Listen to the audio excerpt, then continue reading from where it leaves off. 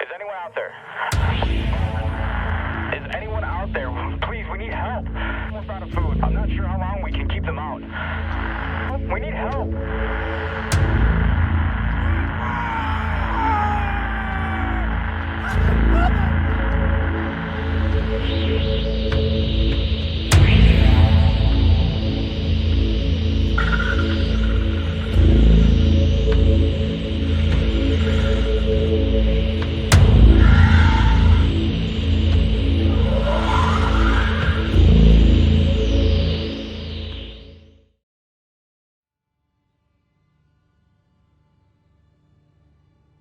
You hit the button, and what you actually hear is the Oculus back from where you came has to close and make an airtight seal, right? Or else you'll end up with a vacuum. So you hear that Oculus close way back at the end.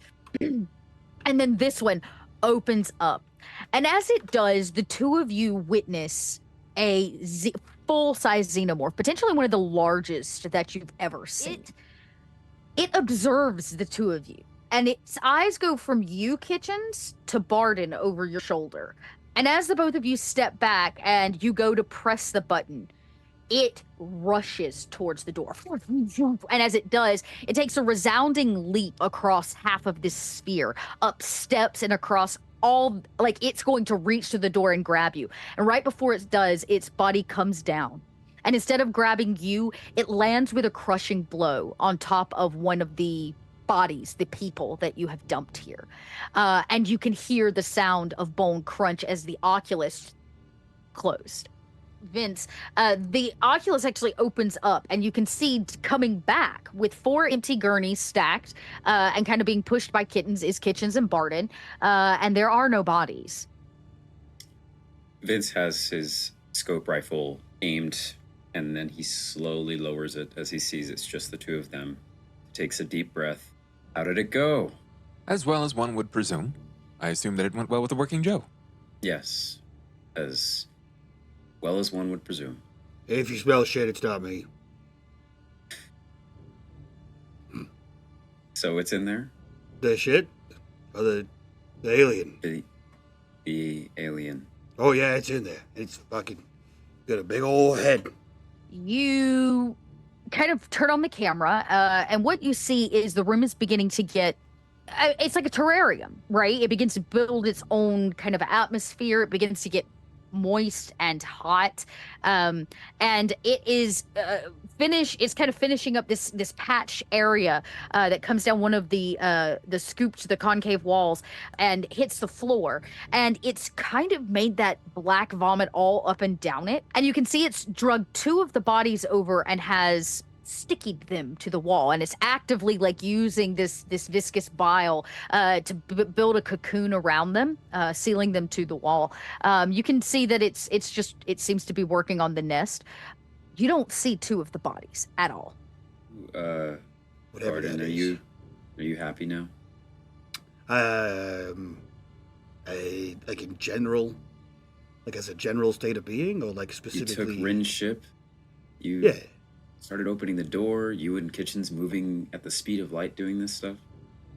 Well, I mean, I opened the door. I didn't open the door. I just disabled I hacked the door, and Right. it's fine. And The robot we just had opened to it. take out the thing that came onto the ship because of that.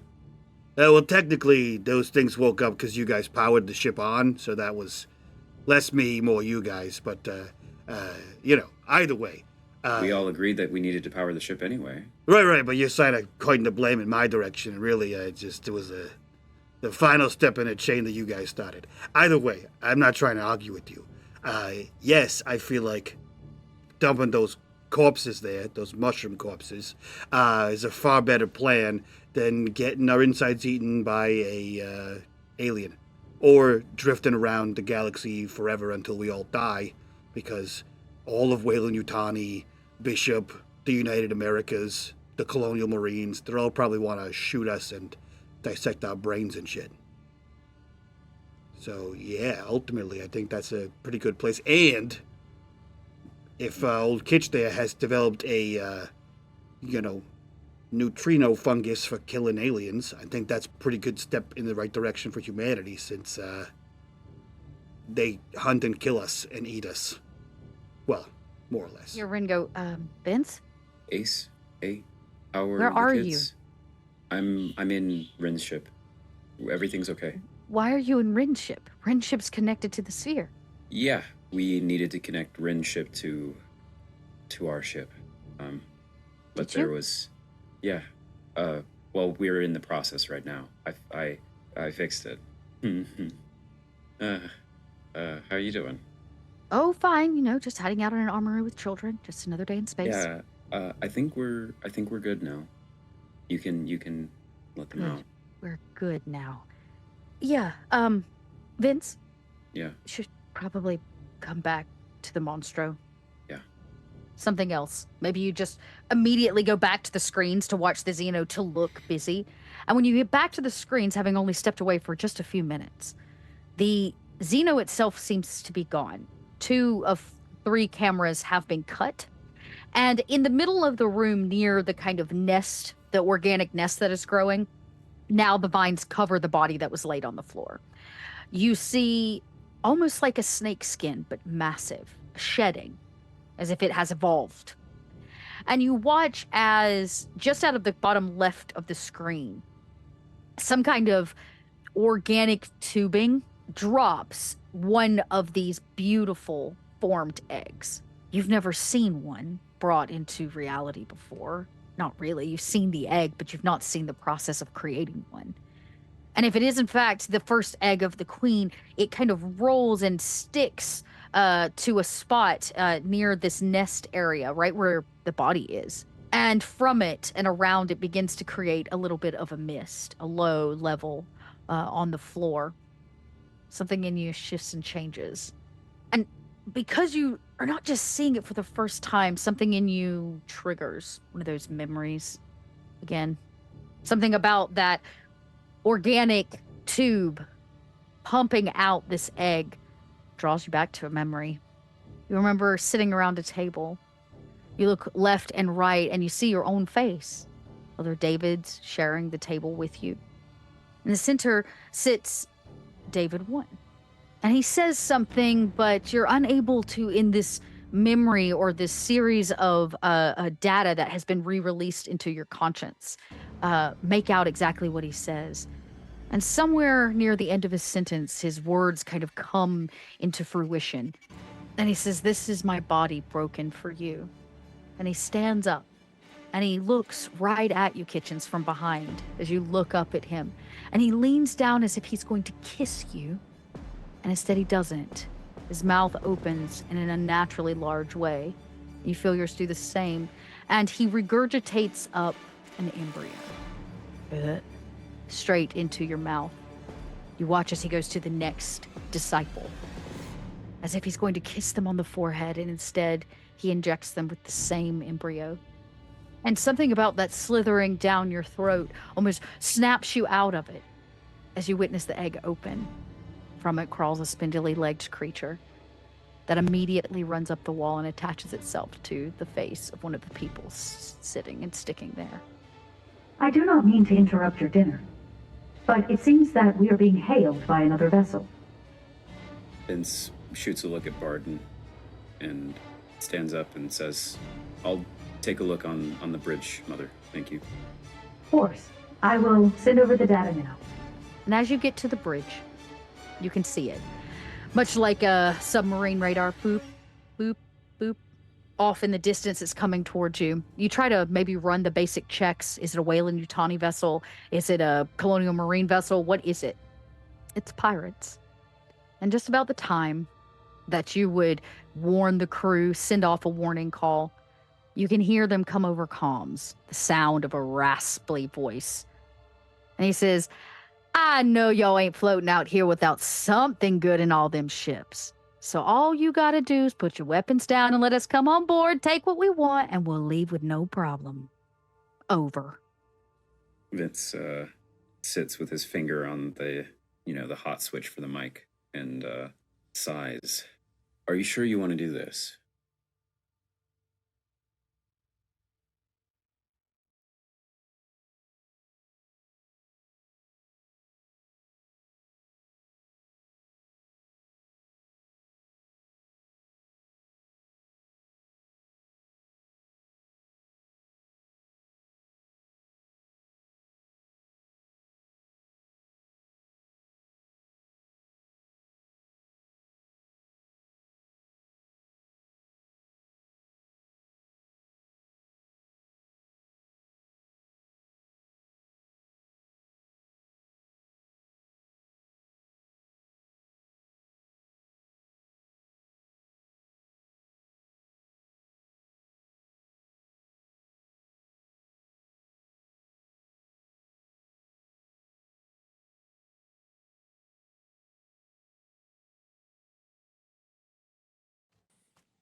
Arise, minions, and welcome to unMadeGaming. We are here. The cameras are out of order, I guess. I don't know what's happening. I don't even know where I am anymore. I don't know what's going on, what planet I'm on. I don't even know how the cameras got messed up in the manner that they're messed up in. Because you don't have the 6 block up, Mike. 6 block? Don't you usually do 6? Don't you? Oh, but we're only 5 people. You always have a 6 block in. I don't. You're calling, I don't even know where. Not in this show. You do it in the other show. I don't even know what's happening here. Yeah, I was gonna say you're down at Cam. Mike's having. It going, Chad? I'm not It's having a rough time. Mike's having a rough time. How Mike, did this happen? Where am I? Who is in charge here? Where's I don't know. Who's Where's running the production? corruption bar? Yeah. Not us. We're Not us. streaming. You know, Dot. Your unMadeGaming. Because I was gonna talk to the audience about the corruption bar, but I can't even show it to them. No, because it's not even there. Who is running production on the show? My chin. You're on, Bob. I put you Yeah. there. There you go. All right. Is While running we production. watch Mike do live productions, The fuck let me is help you all happening? out. You're watching the finale of the Alien RPG game that we've been playing here on unMadeGaming for like what 3.5 years. 3.5 years. Yeah. Yeah. So old. We said everyone was like an Alien game can't be rung in a long form. Yes, it can. Proved you wrong. Yes, it can. But as I said from the beginning, there will be death. And so I imagine. Not it. Yeah, yeah. Obviously, Bob is not gonna die. I'll be the fucking Dave- first one, dude.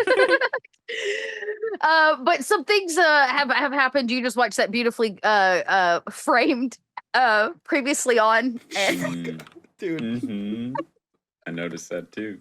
and don't forget that this show is made possible by all of you because when you tip the channel, make a financial investment, I turn that investment into this little dice, and this little dice represents a corruption bar. And I believe we're pretty close to the first corruption bar, which is a good thing because actually I'm out. I tossed a lot of corruption their way. We're already last week. over one. We're 1 in. We're 1.5 in. This is you bought this little Scully man. He's so cute. Okay, I got one. Good. That makes me feel better about going into this. So let's go. One. We're close to a second one. You know what? And this channel is made possible thanks to all the Patreon supporters, right, Mike? I'm sure you can drop the that's link true. in chat. That's true. Yeah, so you can check that out. And other than that, I think Mike's done moving cameras now, right, Mike? Yep. I'm done. I can quit Yep. ad-libbing on screen. Okay, cool. Yep. We're gonna jump in, fill that last corruption bar because tonight is the night. It's the last night, in fact, that we're gonna be able to throw Xeno shenanigans at this crew. And we left on a pretty high stakes moment where you had all kind of been floating in space. I would not say right next to, but you're not that far out from the Sevastopol, kind of floating in empty space, and you were contacted at the very end. After everything was set up, after the Xeno had been seeded with fungus, repairs were in an attempt to be made, and things did not go as planned. And the comm from the pirate that just came over that said basically cooperate and they'll be out of here shortly clicks off. Man, straight up said prepare to be boarded. Yeah, basically. There was a prepare to be. Yeah. Wait, do you say that to Geppetto? Like you say it to the system, or do you just say that out loud to everyone? No, this is me above board. This is like that's what the pirate said. He said prepare to be boarded. Yes, basically prepare to be boarded. That is exactly what he just said. You're gonna have a very limited amount of time to take action. Starting now. Starting right now. Okay. I need Just imagine she like flips a fucking timer. She's like, go. Yeah. The sandbox. That's basically what we're doing here. Vince is going to have Ace. Well, it's her decision, but his almost command to her as the mother of his coming child is to lock herself and the children and anyone else that is not going to, fight off pirates, in the safest place in the ship. She puts the hand up. She says, "I'll take them somewhere. I'm not going to tell you, in case you captured or something." And she kind of quickly kisses you on the cheek and she says, "Go," and kind of pushes you. Okay. And she starts wrangling the kids. She's not going to tell you where they're going to hide. Okay. Which I kind of don't like, but Also, I understand. How about this? You'd see her leaving the area of the armory. They're not in the mess hall, and they're going away from the end of the armory. She's trying to hide because the armory is the first thing they're going to raid. They're pirates. Yeah. Right? The most valuable things on the ship are going to be parts and weapons. So she's taking them somewhere where the pirates will probably not bother raiding. Okay.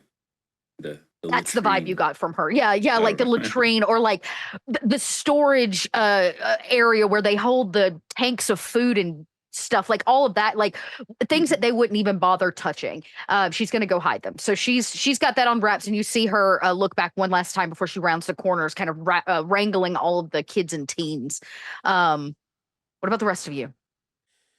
I imagine, since the last thing we saw before our Last Supper was Barden just being disgruntled as an elderly, putting on his spacesuit, and then it was dinner time. So I imagine it's too much work to take off the spacesuit. So Barden is full on, like at the dinner table in spacesuit, eating, still dragging a green bag. So 76-year-old Space Bernie Sanders is ready to fucking go. So as soon as the guy's like, hey, we're boarding you over, he's like, oh, well, I would suit on with something. All right, kids, you gotta get out of here. And he just starts like dragging his army bag, his green duffel, towards one of the doors on the ship. They would have to completely tap into the ship to come in, like the hatch, right? That Ren ships drops out of. So they're going to have to attach. They're either going to cut their way in, or they're going to have to override like an exterior door, which means they're going to have to use their docking mechanism, not yours. I think he would go to wherever Barden, which may not be reliable, wherever Barden thinks is the easiest point of entry. Barden, if you were a pirate, how would you enter this ship? That you can't set me up to say things like "from the rear" on my own show. If "from the rear" is the answer, no, from the rear, I'm just a child. No, the cargo bay is probably like the most difficult to enter through. Shit, man, I don't know. Can Vince say, because this idea is occurring to me, Vince patches in to talk to everyone on, those of us on the ship, so everyone, I guess, except for Ren. And Vince says, at this point, should we just lead him in? Should we say that we're a trash vessel, open the doors, say we want no trouble, take what they want? Look at Vince with an ambush. I imagine this comes over comms.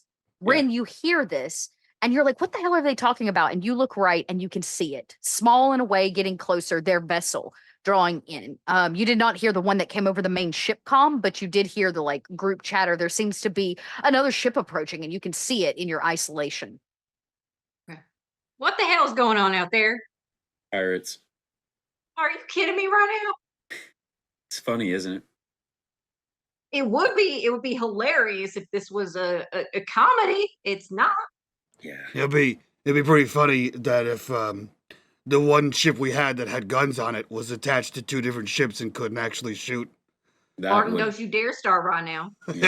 Don't you dare. Look, I don't. Oh, hilarious! You want to ask them to come onto this ship over here with the Xeno? That'd be great. We could go for it.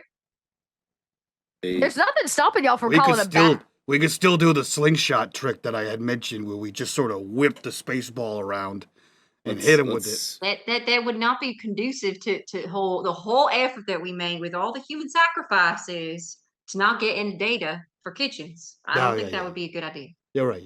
What sort of vessel are they flying? It is definitely smaller than the vessel you're in. The vessel you're in is huge. Right. It's bigger than the vessel that she is in. So this is going to be closer to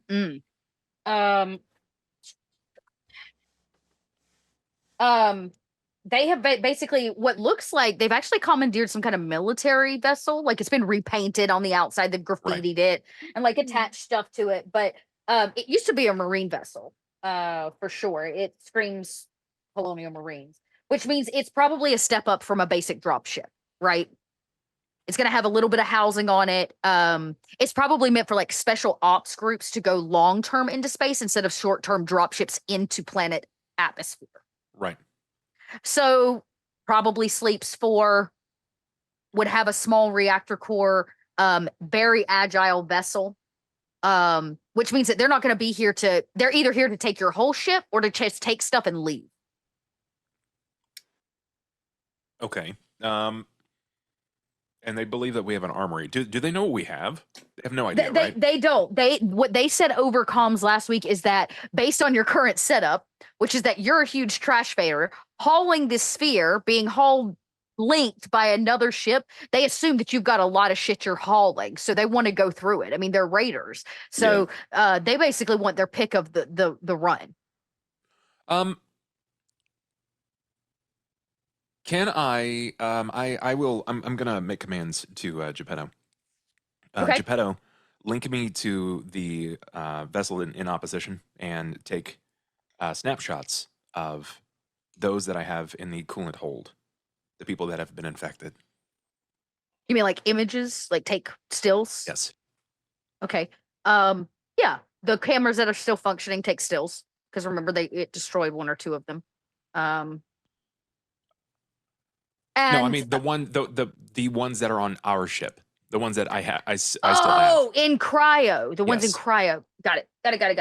Okay. Yeah, no problem. And you hear like the process go through.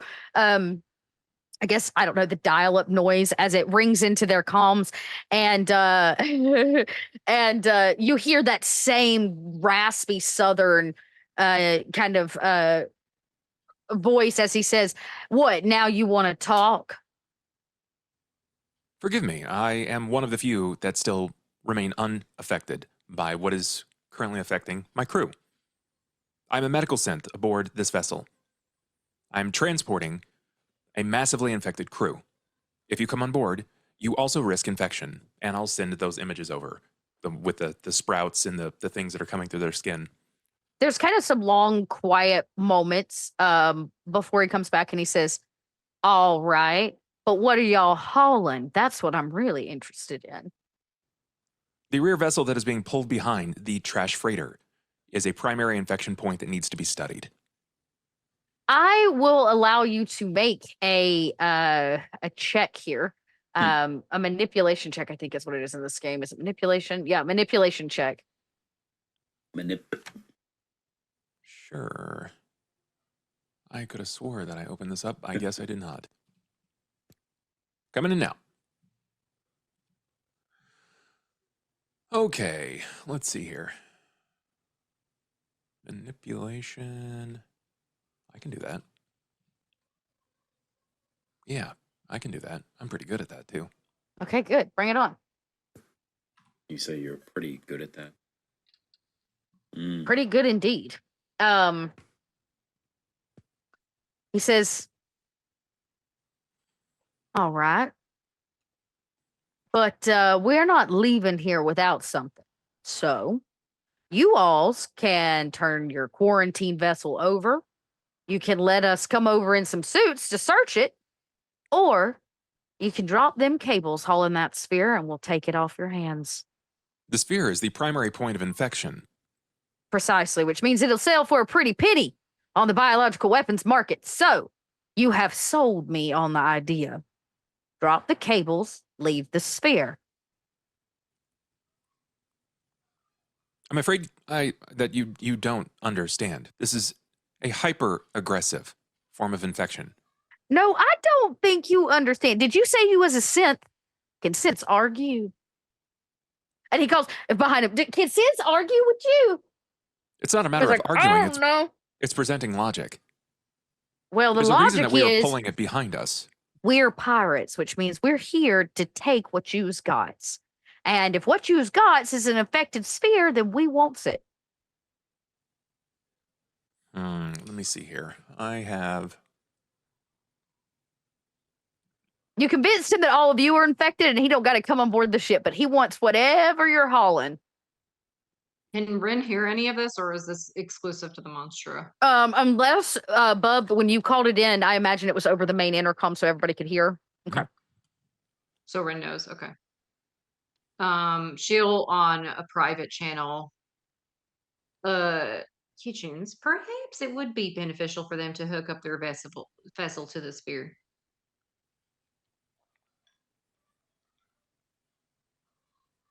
There is just a nods back to that. It makes sense. He doesn't say anything, but he nods back. So it's not as if Ren can even see that.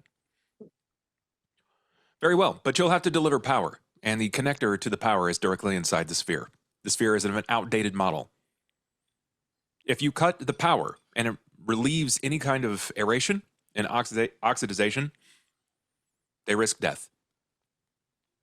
Those are some big words. Don't worry, we won't hurt the sphere. I'm not worried about the sphere. We're worried about the people inside. If you Well, cannot maybe get they should be inside- worried about us. If you cannot get inside and connect your own form of power, the subjects will die.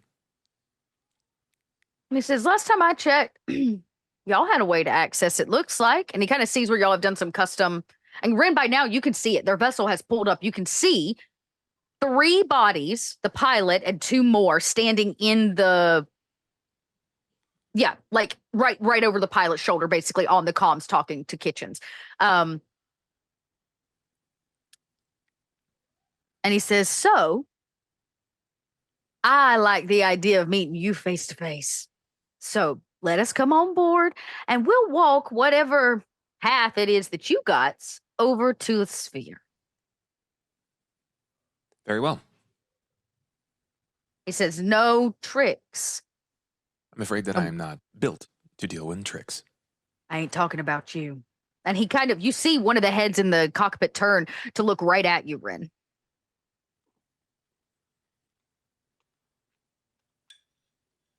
So, question for clarification for my brain. They want to board the sphere? Yeah. And wanna- with okay. Yeah, So and I they guess and he's decided he believes that it'll be a leg up, right, to maintain and control. Because Kitchens was like, "You're gonna have to hook up your own power and do all this stuff." He said, yeah. "But y'all already have a walk path in. I'm gonna come on your ship. No funny business. I'm gonna walk across, take whatever biological weapon he thinks y'all are carrying, and bring it back. So Wait, he's which gonna ship he's are gonna he's- board is the he gonna go? monstro. Yeah, just He's gonna board the But there's no direct monster. connection to the monstro. There is. There is Yeah, a it's a path. bridge.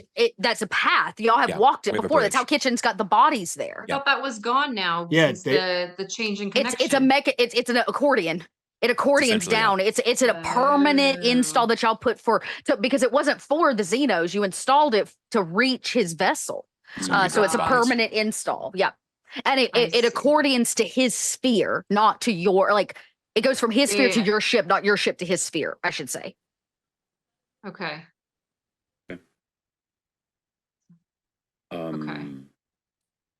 So he's basically saying, all you got to do is put the bridge back. Let me walk across, take the goods, and leave, and everybody can live. Kitchens, you hung up on him, so he's waiting on you to respond. Vince says to Kitchens, tell them to open insert section of the ship that's closest to the bridgeway. Tell them to board right there. We'll be waiting. The dock there, right? That's Yeah. where They would have a way to dock. the med labs. It's the med labs is the closest spot to that. Okay. That's where we Yeah. push the people through. Vince starts going down to the med labs. I guess then Brendan needs to disconnect Bessie. You could From technically the say sphere. connected. The bridge would run over your head. How It close would- is their ship though to Bessie if they're docking at the Monstro? It would be, it's not, think about you're coming out the tail end of the monster. They're going to dock at Yeah. the med bay, which is on the side. It's not going to interfere with your current tow line. Okay. So you're saying I can't jump to the ship? No. Okay. You could do a full jump to the spacewalk. tube and monkey bar across the tube. There's about to be some shenanigans, chat. Oh God! Someone draw that. Just fucking old ass Rin. I will Fucking express monkey to bars the in others space. that they're obviously your permittance is allowed. You will need at least one other man to assist in the opening of the what did you declare? It was like a shutter or the eye of the sphere Yeah. vessel. Mhm. Iris Yep. is what you were calling it. Yeah, it's like an iris. He says, all right, but you should know we're a 4-man squad. The more the merrier. There's not even a response. Click on the line, and it takes about 3 minutes. Geppetto keeps you informed the whole time, like when they're docking, how close they are. You can see it from outside. They basically fly underneath the belly of the monster and come up the far side, right, to connect to the general area where they can get into the med bay without doing damage to the ship. They're going to cut into the edge. They have to actually dock, right? They have to find a docking point, and they do.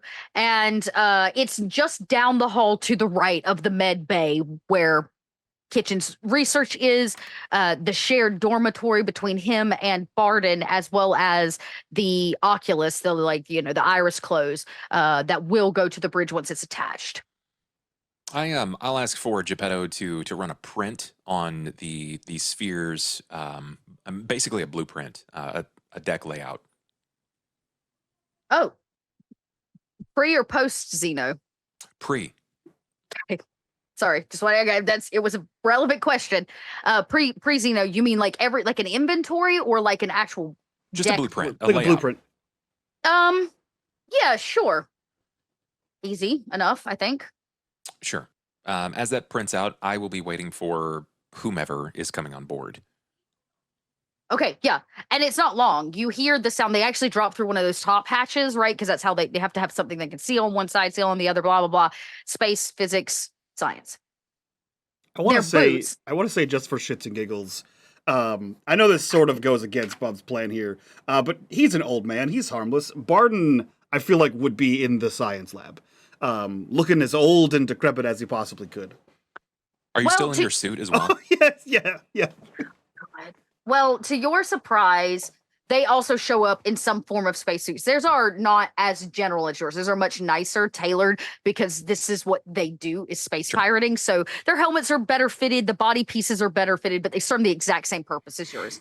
And to your surprise, the face that walks in Barden is also older. I would not say as old as you, but it seems that the commander for this group, or the kind of ruffian that you have been speaking with, is up there in years, and you can see it. The scar down one kind of side of his face is even evident in his helmet.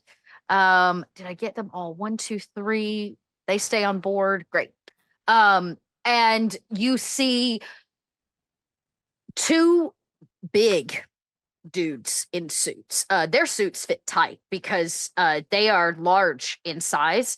Each of them carry weapons, and next to them is a much smaller framed person. You can see that they wear glasses underneath the helmet. It kind of fogs even a little bit more than their counterparts because he doesn't know how to breathe in it. Maybe he's a mouth breather, who knows? But a much smaller framed human. And they step in with guns up, thinking that they're going to step into an ambush. They're pirates. I will be there waiting, holding on to what looks to be a ledger, like a fill out of not necessarily an inventory, but like a blueprint of Shakespeare's vessel. The rest of the team stays near the doorway as he steps into your lab, and he looks around, taking it all in. He's not the smartest fellow, but he knows a thing or two. Okay. He says, so you ain't just carrying some biological weapon. Looks like you're making them. No, this is a testing facility. Mm-hmm. For like a cure. He looks over at Barden as if like you're not really allowed to speak, but he doesn't say anything. And then he looks back at Kitchens and he says, all right. And he kind of snatches the blueprints and slams them down on this steel desk area and kind of spreads them out to look at them. And he says, so, please allow me to explain. The primal container in this vessel, the sphere itself, and I go into like the explanation of the bridge, the iris itself, how it's expressly opened by 2, not to be a singular individual. The doors will have to be maintained, that the infection may have spread, though we do not have proper vision on them. So we have no certainty as to what it may look like inside.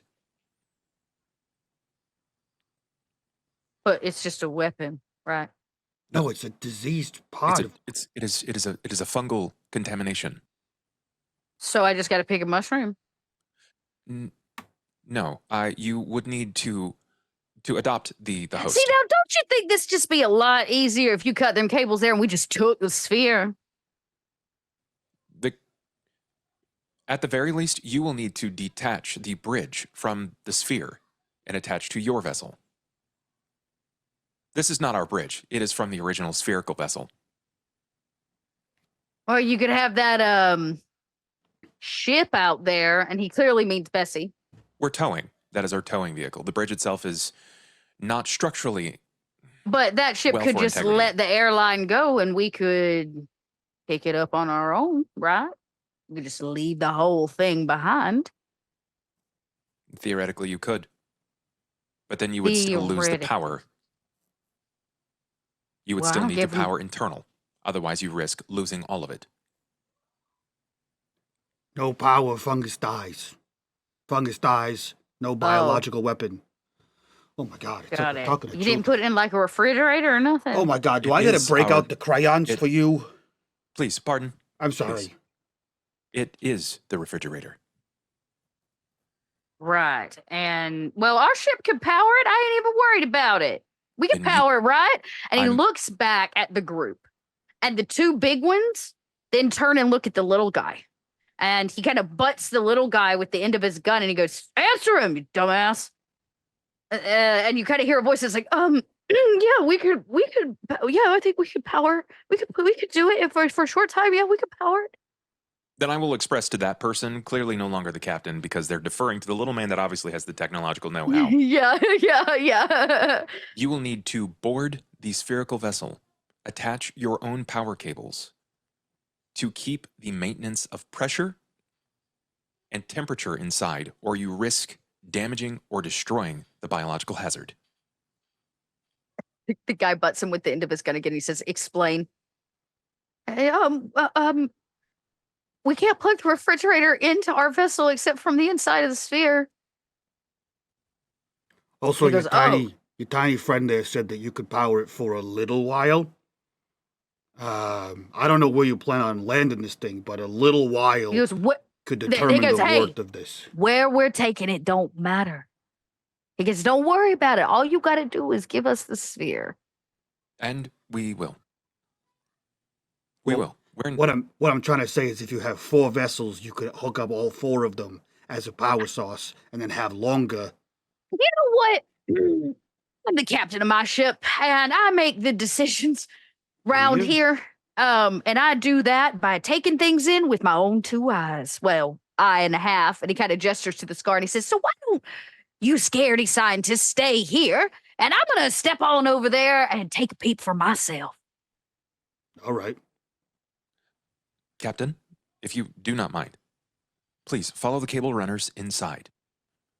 If I had to hazard to describe the situation, the fungal infection is likely trying to spread. It may look and appear to be some sort of dark or black viscous fluid. That is not to be trifled with, but it is not to be worried, so long as you do not tamper. He takes every word you say in, and he kind of steps towards the entrance. Right? Has anybody sent the bridge over? Barton, No, did you set it? You haven't set it up yet. He goes, "Well, go on." He looks right at you, Barton. "Set up. I'm ready to cross this bridge." All right. Professor Barton.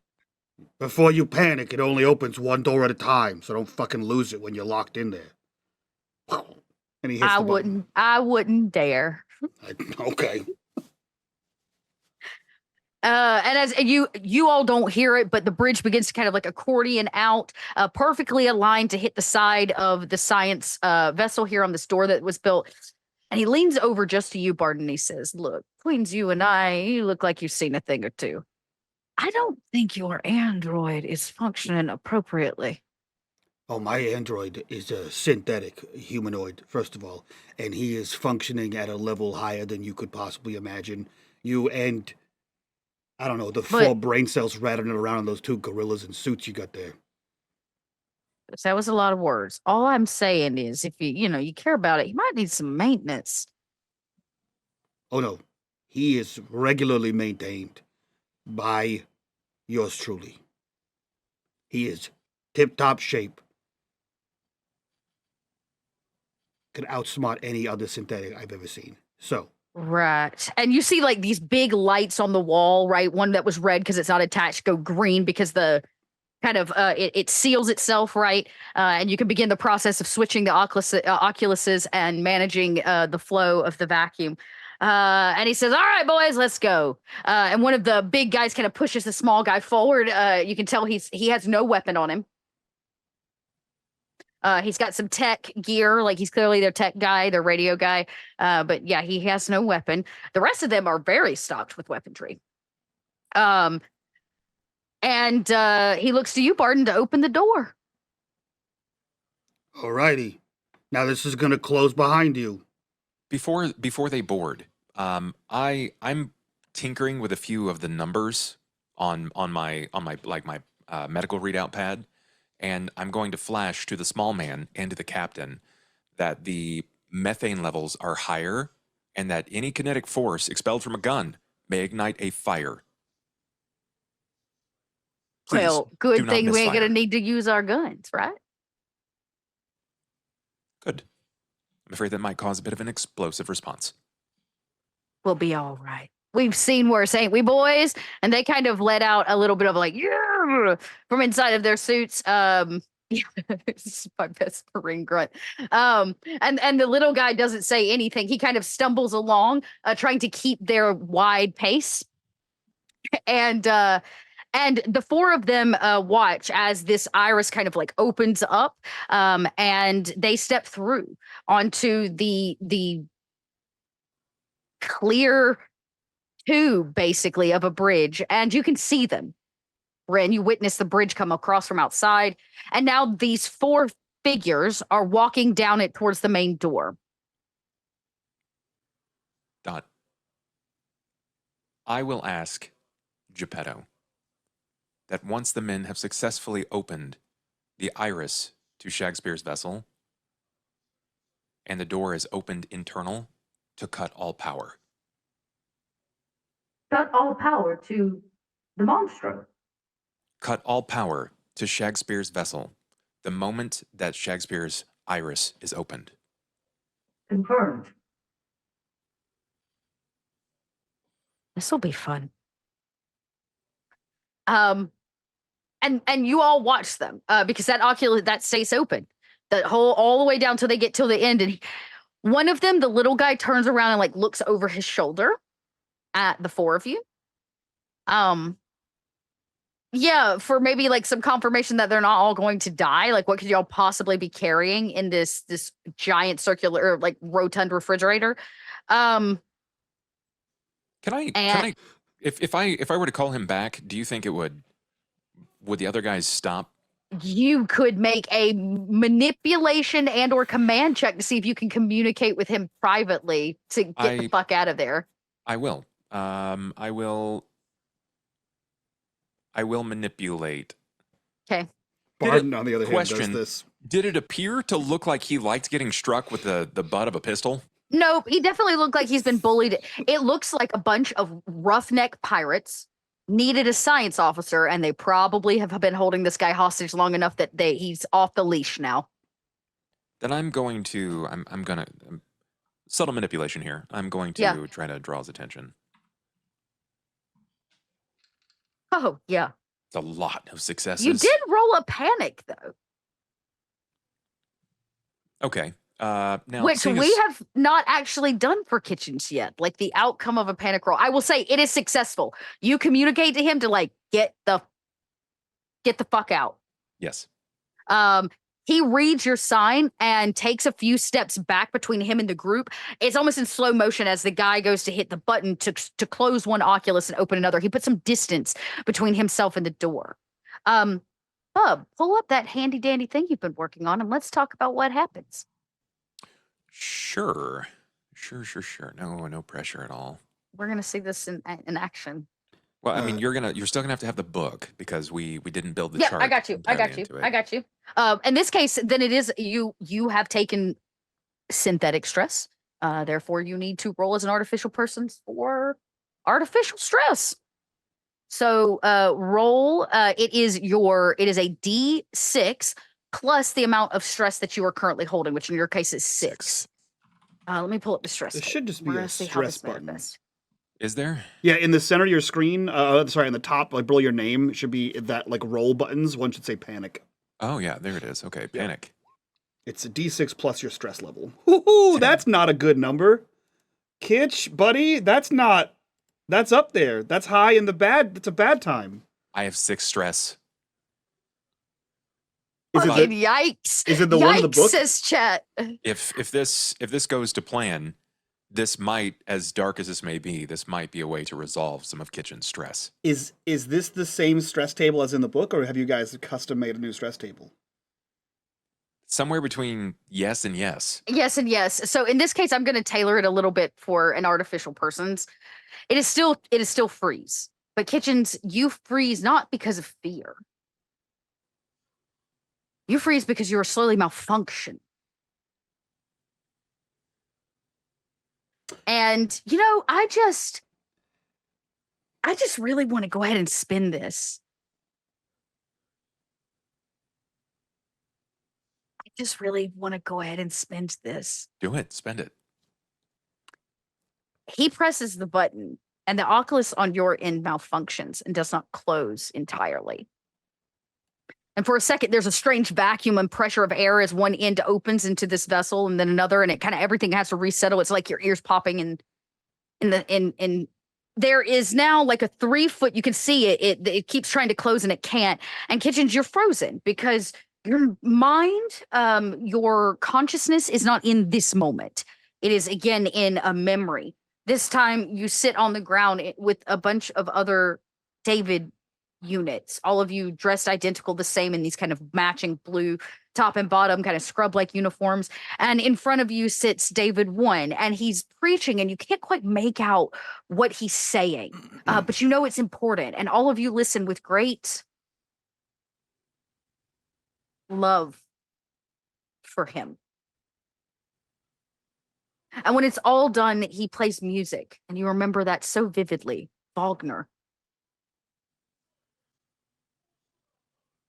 And for a second, nothing.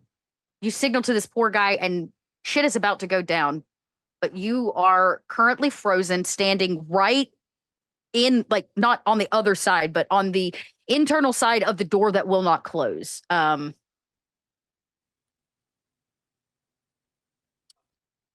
That's probably visible to. Yeah. And it is, and in fact, your stress level and the stress level of all friendly PCs in short range of you increases. So everybody that's actually in range of Kitchens at the moment that's looking at him will take stress. That includes our poor little friend here, who sees you kind of malfunction, and he witnesses it. He's gonna take a stress. Ooh, boy howdy. Kitchens, you're gonna take a stress too. Because it's the stress of you and all friendly PCs. So okay. My plan was to not give you any more stress, but here we are. That's just the way it rolls. That's the way the dice roll. Okay.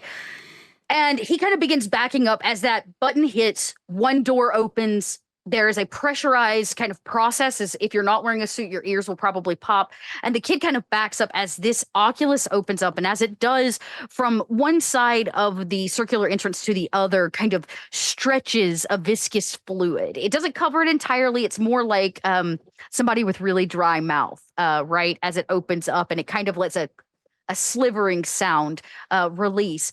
And you can see inside, most of the light that was in here has now been covered by xenobodily function. Yeah, I don't know any better way to put that, like organic matter. And the nest is becoming very, very well formed.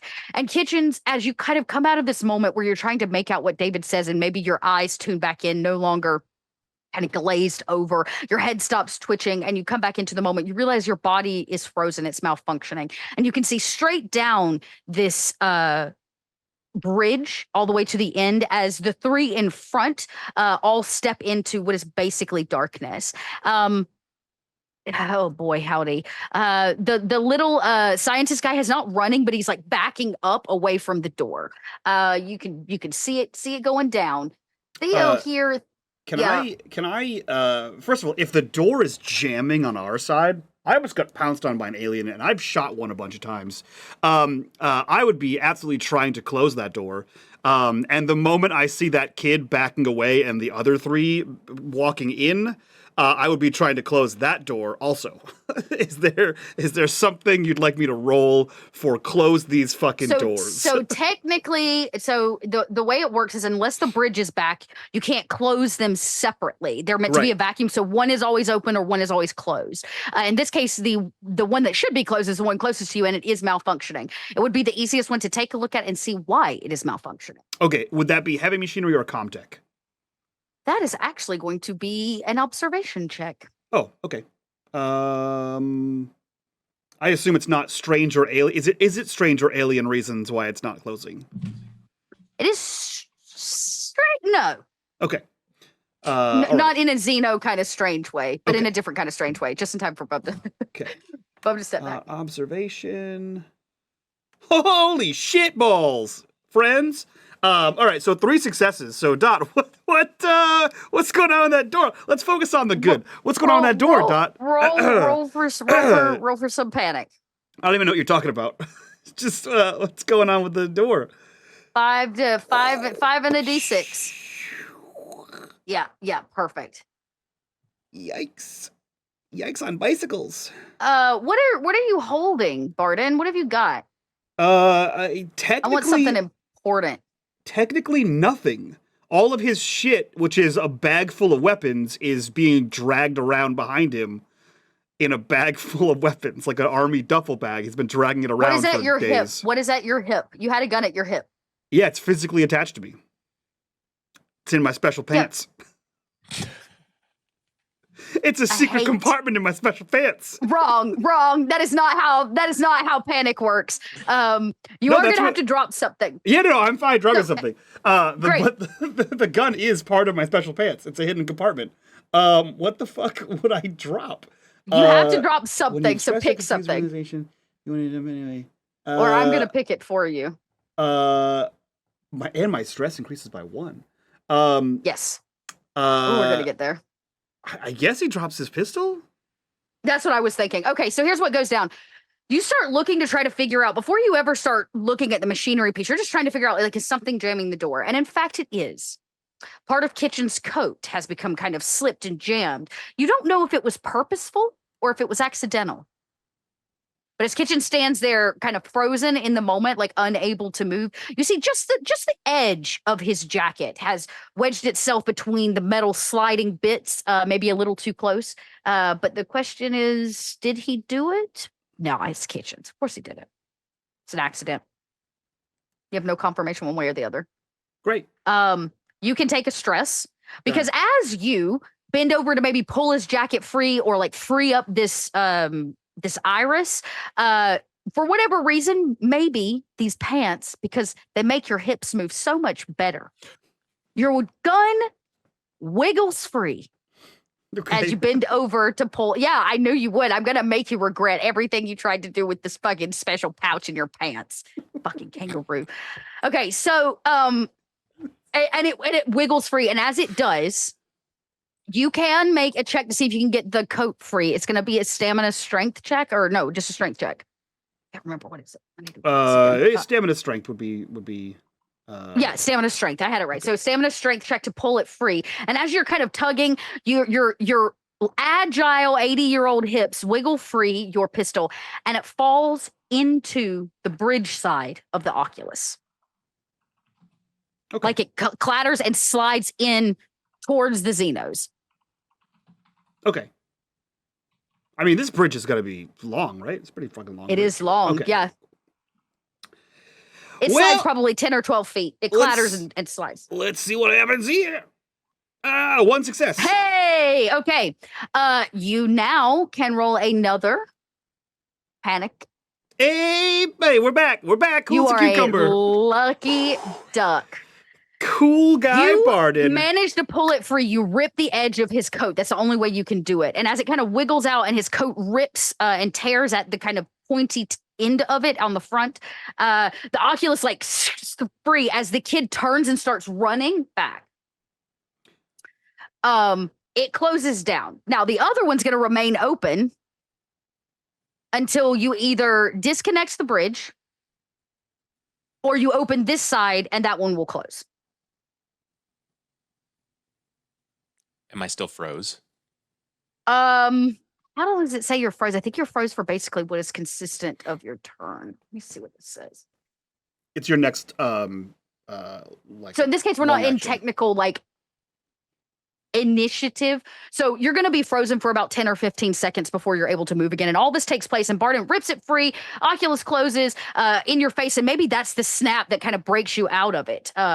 Kitchens. And we see your eyes do a similar like Oculus type motion as your mechanical eyes kind of come back into focus. And Barden is pulling at your coat, has ripped it. Yeah, little buddy, your jacket got a little caught in your science jacket, got caught in the door. With him being able to move again, how far away is the science guy?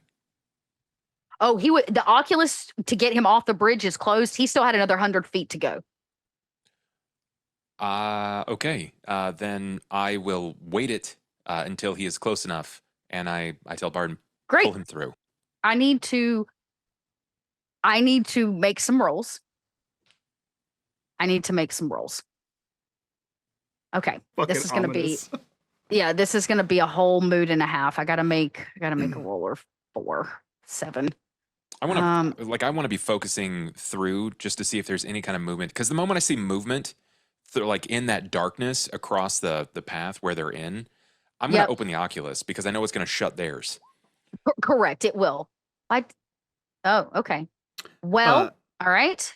I will also add, if he's got 100, you said 100 yards? Feet. Okay. So that's still a distance. Barden is going to back away from the door, and he's going to pick up his rifle out of his green bag on the floor. Okay. This one's going to do the same thing. Except he's got a different roll table. I forgot. I didn't set that one up. That's okay. Do you guys note that part where she said this one, as in there's more than one alien now? You guys wasn't that the point? You seated them. That was the whole point. I'm just saying, you guys heard that part? That's terrifying. Okay. Some things go down. Let's just see how well and bad they go for these other poor smucks. Well, 2Ds. Oh, they got a whole lot more than that. He's got stupid fucker. He did. And then that's one pirate dead.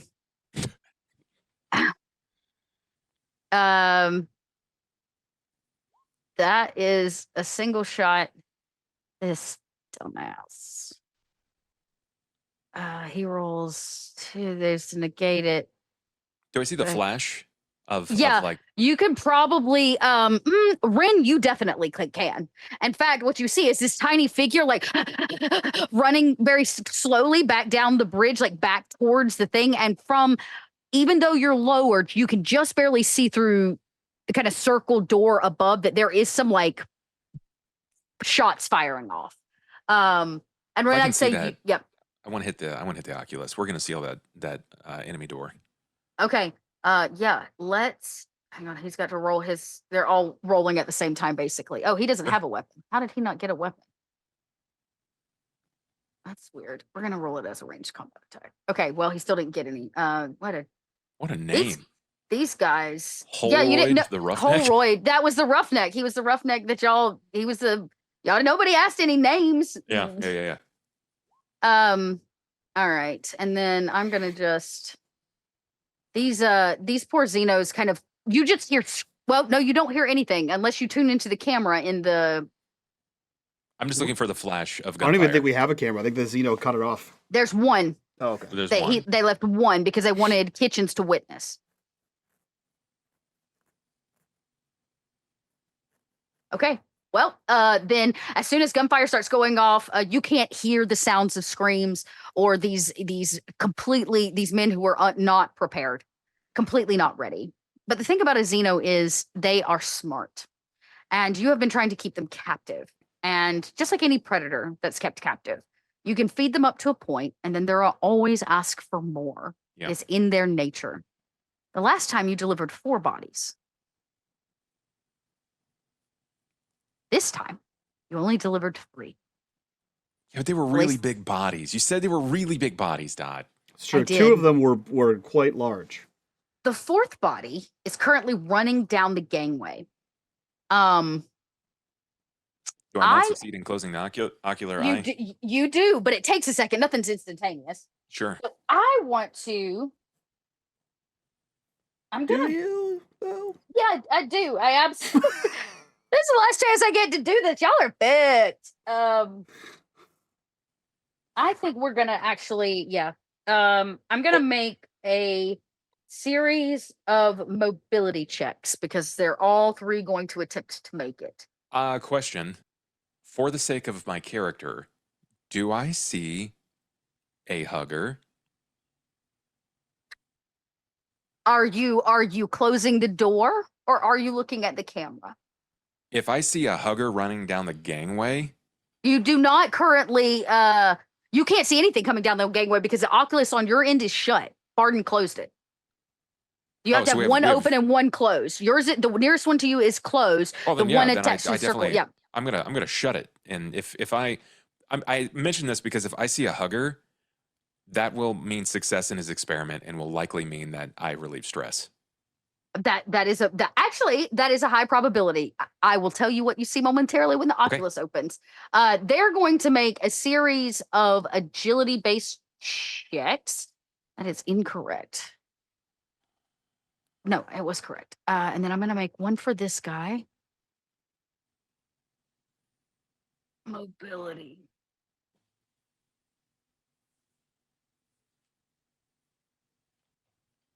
I don't think he's going to make it. He's too big.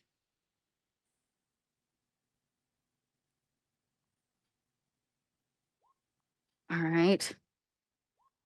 Okay.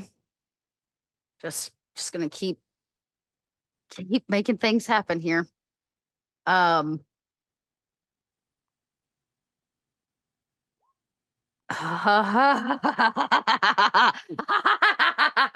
Okay. As the Oculus nearest you like open, they have a single ship, Mike, to answer your question in the green room out loud to everybody. As the Oculus opens nearest you, you can see this kid, the face of this small human. He's clearly running, and now it's all fogged up from his hot breath on the inside. He's like, and he trips. And kind of he gets back on his feet. He is going to roll. Oh. Cool. Kitchens, as it opens up and you see him first, there is a moment where he's the center focus, and then your eyes kind of cut into the background as he's running, and you do in fact see the Oculus is closed, but 2 face huggers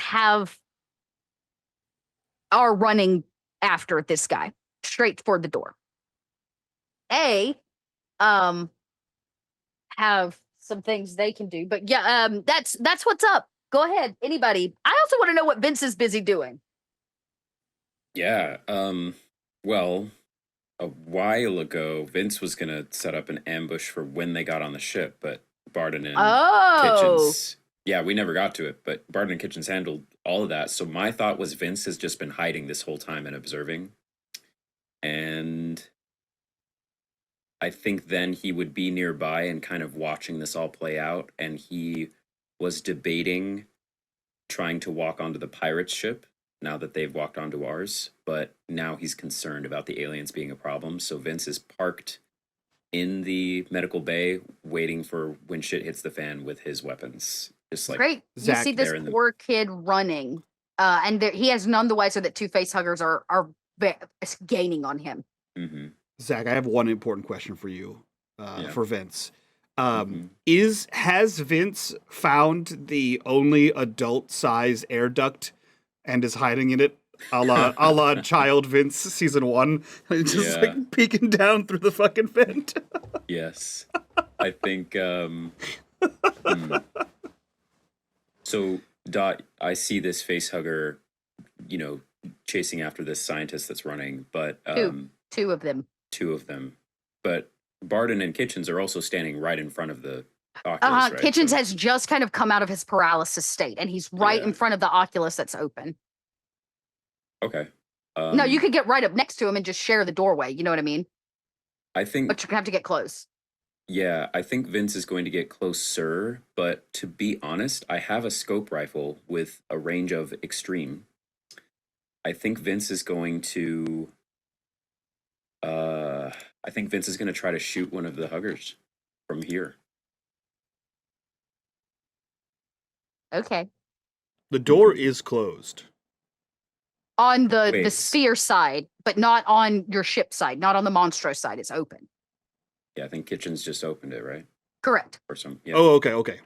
Kitchen's Yeah, opened so- it, and the kid is running for the door. None the wiser that two face huggers managed to make the leap for the Oculus closed on the other Right. side. Yeah, so Barden and Kitchens are standing in front of open air with the tunnel in front of them in this case. Correct. Yeah. Yeah, I think Vince is going to take a shot.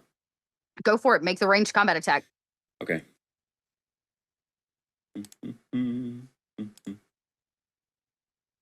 Yeah, figures.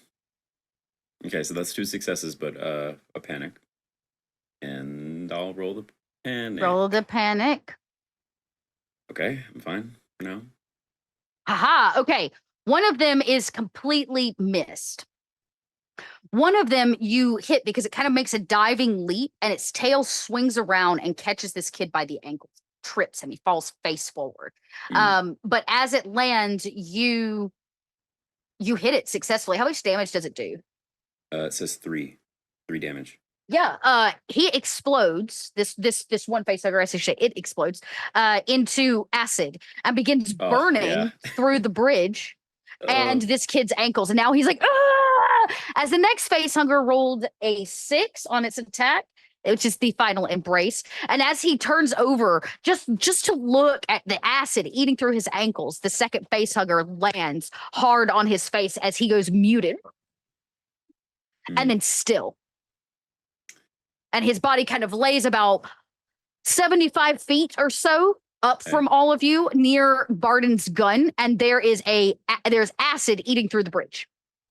In I fact, know there are other turns that we're going to get to, but Vince's next action is he's going to try to shoot this kid in the head, this scientist, this small person. perfect. I actually think we should cut to the silent ship. Great. All quiet. You can see the fire arms going off, but nobody's informed you what the hell is going on, Ren. Okay. I have my own plan. Ren would like to take this opportunity while the idiots are distracted, and by idiots I mean the pirates. Just to be clear. It's okay. I would we're like to idiots too. I would like to understand, is it more feasible based on the and I can do a roll for this, for Ren to figure out the best strategy. Would it be possible to basically either A, disconnect from both ships with Bessie to get close to the pirate ship, or would it be more prudent and stealthy to simply spacewalk Will be across the cabling? stealthier, but significantly more dangerous to cable walk, spacewalk. You will have to release yourself, which you could. The bridge is holding it in place, but if they pull the bridge, the sphere is free. Right. So there's some risk either way. It just depends on what you want to risk. Y'all, the rain is coming down. I'm so sorry if you can hear that. We don't hear Great. anything. Perfect. Yeah, Thank yeah, you, okay. Zoom, for doing your job, because dang, it is coming down. I guess I don't know strategically what would make more sense in the situation and circumstance. Obviously, everything is kind of condensed down to a mere few minutes. So I'm trying to put, what would Rin do in this case?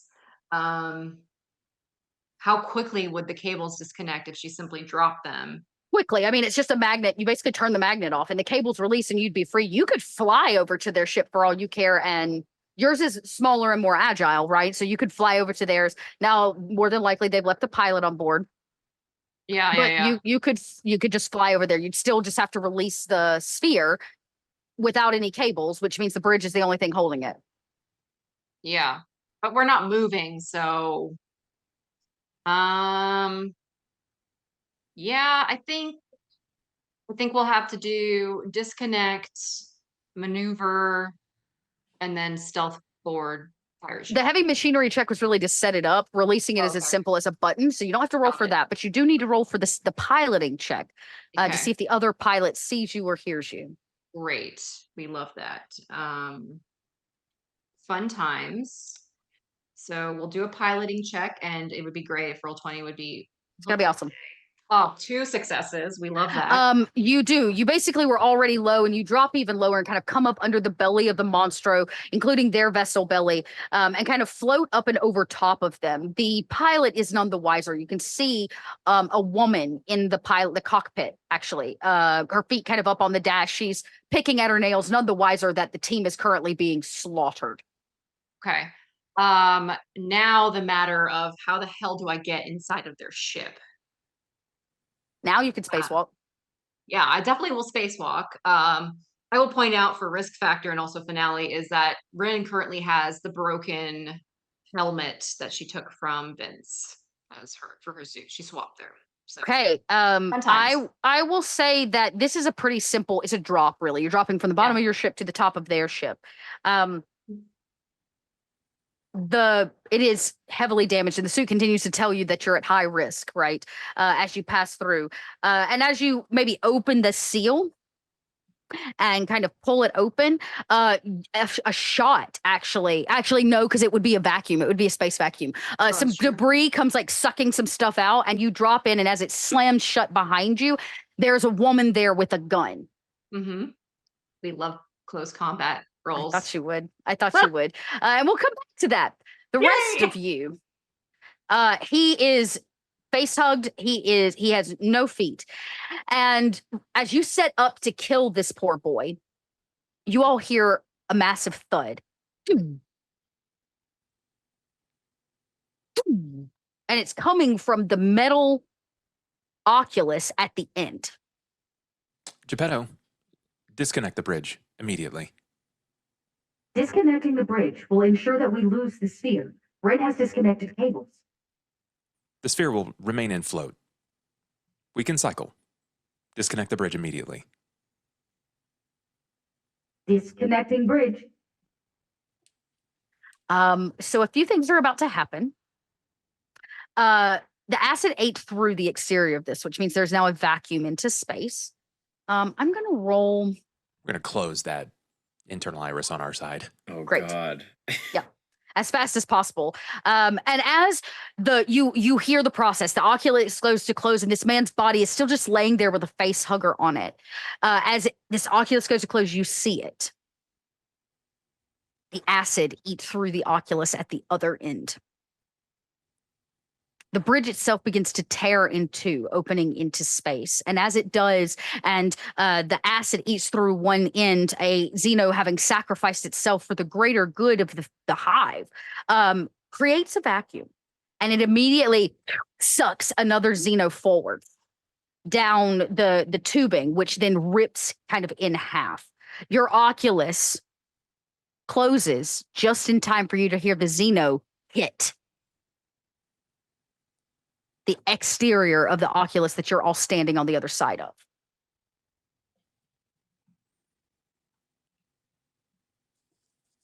It's less than thrilling. The body also is now lost, the one that had the facehugger on it. Just a curiosity here. You said Xeno. What's its head look like? Describe the Xeno in size of head, please. This did not look like the big one. Okay, great. Great. This looks like one of the more sleeker design. For our Xeno fans out there, this might be a soldier or a drone build of some kind. More than likely, these are the Xenos that popped out of the chest of the original 4 that were given. So they've had some time to grow. They're not full size yet. They were clearly sent on a mission by the larger guy. The larger guy didn't make it through the oculus. So not big head and not tentacle mommy. Okay. Nope. So just regular. Kitchens would at least know that the big one is probably stationary by now because it took up the role of queen. It has to be stationary to consistently produce eggs. It's got to be attached to the nest. So it is currently being vented into space. Your science project. Oh, no, the oculus, nope, it was eaten through. Yeah. So certain things are currently venting into space. Just like eggs. Actually, it's more like the guns of the guys from Yeah. before, artwork, CDs, things of Earth history's past that were inside of it. A lot of it's actually been spackled to the wall with Xeno saliva. So a lot of it is like stationed down, and the Xeno can breathe in space at least for a period of time. But there is like some, and you don't see any bodies escape, which means they probably got what they wanted there. Could I hypothesize that they will just create a new, mucus terrarium wall? Over time, that's exactly what they would do. It's just Okay. going to take them a little bit. They will always, the nest comes first. They will do what they need to survive. You don't have to help them with that. That's what I thought. Now, secondary question. Technically, it's I've a secondary and third. Secondary. Did the huggers appear any different? It was too fast for you to be able to tell. They looked fleshy colored, multiple limbs. The process was the same of hugging the face, the gestation, all of that looked the same. You were unable to see if there was something else because you just don't have a sample. Okay.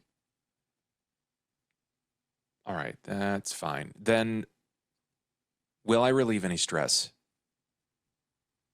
You can assume that if the fungus took off the bodies, these came out of those bodies. So yes, I would let you relieve one stress. Your project of seeding the hive was successful. Now you lost 2 of the samples there. So you hope that at least the 2 other samples are okay. Potentially 2 xenomorphs left, you're not entirely sure, but you did just provide new bodies. So the process will start over again until the nest basically kills And it was itself. And all fast. because, it was fast. Immensely fast. So what he thought would take weeks took hour? And when you think about, a little bit, I'll make this brief, about their metabolism. That's why they eat metal, right? It's Yeah. because their metabolism works very quickly to make them grow faster into adulthood so that they can take their place in a hive. So their metabolism slows as they get larger in size, which means it could still, like, probably what happens is they grow very quickly and then they're going to hit, you're unsure, this adult state out of the adolescent state. And that's when you're going to start to see the actual long-term effects, right? They're going to have to simmer in it with their metabolism for a while, but they did grow very quickly. Within about 8 hours or so, you have at least multiple eggs and some coming out of adolescent xenos. Spooky. Yep. Rin, I don't know where you are in your ship or what you're doing, but there is a less than 0 chance that there may or may not be an alien on the exterior of our ship. Just a heads up. Just wanted to put that out there. I'm pretty sure your ship has guns. I don't really remember, but just, friendly heads up there, buddy. You received no response. Guys, are we fucked? I will ask Geppetto to monitor any foreign biorhythms, anything that looks to be the Xeno, a broader vessel. It seems there is already one object on the exterior of the ship. Please maintain and keep us updated on its location at all times, Geppetto. It seems to be crawling on the hull. It's looking for thinner metal. Correction there, Rin. There's a 100% chance that there is an alien on our ship. All right. Good luck out there. Rin, this starts coming through your ear as soon as your feet land in the hull of the pirate ship. They're none the wiser. This is where you are. And this woman has a gun pointed right at you. It's a basic pistol, probably stolen off a military officer because this is a stolen military ship. She's not too terribly large of size. She's fit. She's younger than you. And she does look like she's lived a little bit of a rough life. She's got curly, dark hair, and she kind of points this gun right at you. And she says, "What are you doing on my ship?" So I have a talent called Fast Reflexes. I would Okay. like to disarm her and switch the gun to be pointing at her. Oh, interesting. So you want to do a close combat. What is the Yes. actual ability? So this is actually a draw two initiative cards. It's Oh. it's an initiative versus an initiative kind of thing. I like that. Well, the initiative deck is at the top. I'll draw one, you draw one. Cool. I drawed a 9. It's not very good. Do At I the just very draw top, two? just I draw one, you draw one. Oh, I see. Okay. I see what you're saying. Yes, you would draw 2 and take the higher initiative number. Okay. So you can just click and drag them out to the playing field. Cool. So that and then Okay. right. Was this supposed to get a high or a low number? I believe it is. I don't know how the cards go. I'm gonna give it to you. It's lower. It's lower, so I'm going to give it to you. I was Okay. going to do that anyway. Okay. So yeah, you get the 1, and you do get the leg up on her. You can make a close combat check. Okay. Great, cool. Against her to see if you can get it free. She is going to still get a turn after you, but you do get the for leg sure. up to try to get it out of her hand first. Okay. Cool. Oh, You can push. you can't push if you panic. can't Oh, push. you're Panic right. roll. So just roll the panic. 9. Oh boy. This is so fun, guys. This is amazing. You Drop your item. instead of getting her gun, you drop yours off your hip. Well, I wasn't trying to get mine. I was trying to You're get trying- hers. But you have to drop an item. Can't I drop her and- gun? No, because you're in a panic. It's supposed to work against you, not in your favor. And as you kind of reach for hers, there's a little bit of like a fumble, and maybe it was the spacesuit. Maybe it's because this one's defect. You don't know. Yours actually clatters from your hip and slides across the ground to the right. She uses that as an opportunity to take a shot. Hate to be that person. She's not very good at this. No wonder I don't have the right person. Let me try that again. Incoming 5 successes. Yeah. Oh, good thing I've got armor on. Oh, Did not get any successes. Bless. Your gun, God, y'all are so lucky. Do y'all know how many times I've tried to kill these people? 4 so seasons lucky. worth. You tried to kill us for 4 seasons straight. She takes a shot and she gets distracted when your gun hits the ground. It surprises her and she fires off a little too far to the right. You do not get her gun. She maintains it in her hand and yours is on the ground. It is your turn. Okay. I'm going to headbutt her because I have a spacesuit on. Just close combat, I guess. Yeah, go roll a close combat check. This will be fun. Poof. The big glass face. Oh, God. Well, no, don't do this roll 20. We were doing so We're well. doing so good. Yeah. 0. I'll push that one though. Listen Okay. here. This is the finale roll 20. Do I need to give you a take pep talk? take a stress. Yep. Taking a stress. Rolling again. Oh yeah. Don't be dumb. Come on. 1 success. Okay. You throw a headbutt and you realize that wasn't a good idea because your helmet Yeah, it's broken. is broken. Yeah. And you but watch hey, as it spiders even a little bit more out to the edge and it didn't do any damage against her. Okay. Your panic begins to rise because you realize if your helmet goes out, you may not have a way back. Right. And in that moment of pushing through, literally, you toss a second headbutt, and this time it cracks her shield. Your helmet smashes into her bare face, and her face smashes into your shield and shatters it. Love it. She takes damage from the headbutt, and you can see she's now bleeding, and you've got glass like collecting at your neck and stuff, right? Where it's all shattered all over the ground now. Yeah. She did not like that. No.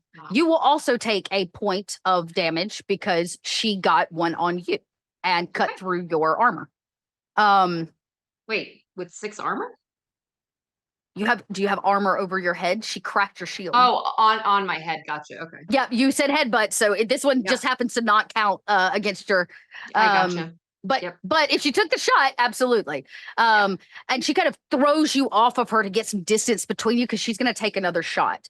That Mhm. was your turn. She Yep. used her close combat to headbutt you back to do a little damage. And the camera cuts inside. The bridge, what's left of it, is already retracted in. And what are all of you doing on the inside? Crying Vince on the says- inside. Yeah, that, and Vince says, should we open a part of the ship for it? I'd rather do that than it find some way in. Or do you think it's smart enough to know that that's a trap? And I'm saying this to both of you. I think it may be trying to find a way in, and will successfully do so with our assistance or not. Yeah. The problem is, once it is inside, the amount of damage that it can do is greater than it may seem on the outside. Our vessel is not excellent at repairing itself. That's something that we'll have to do. But if we shoot the beast inside, it will bleed through multiple levels, potentially to the outside of the vessel.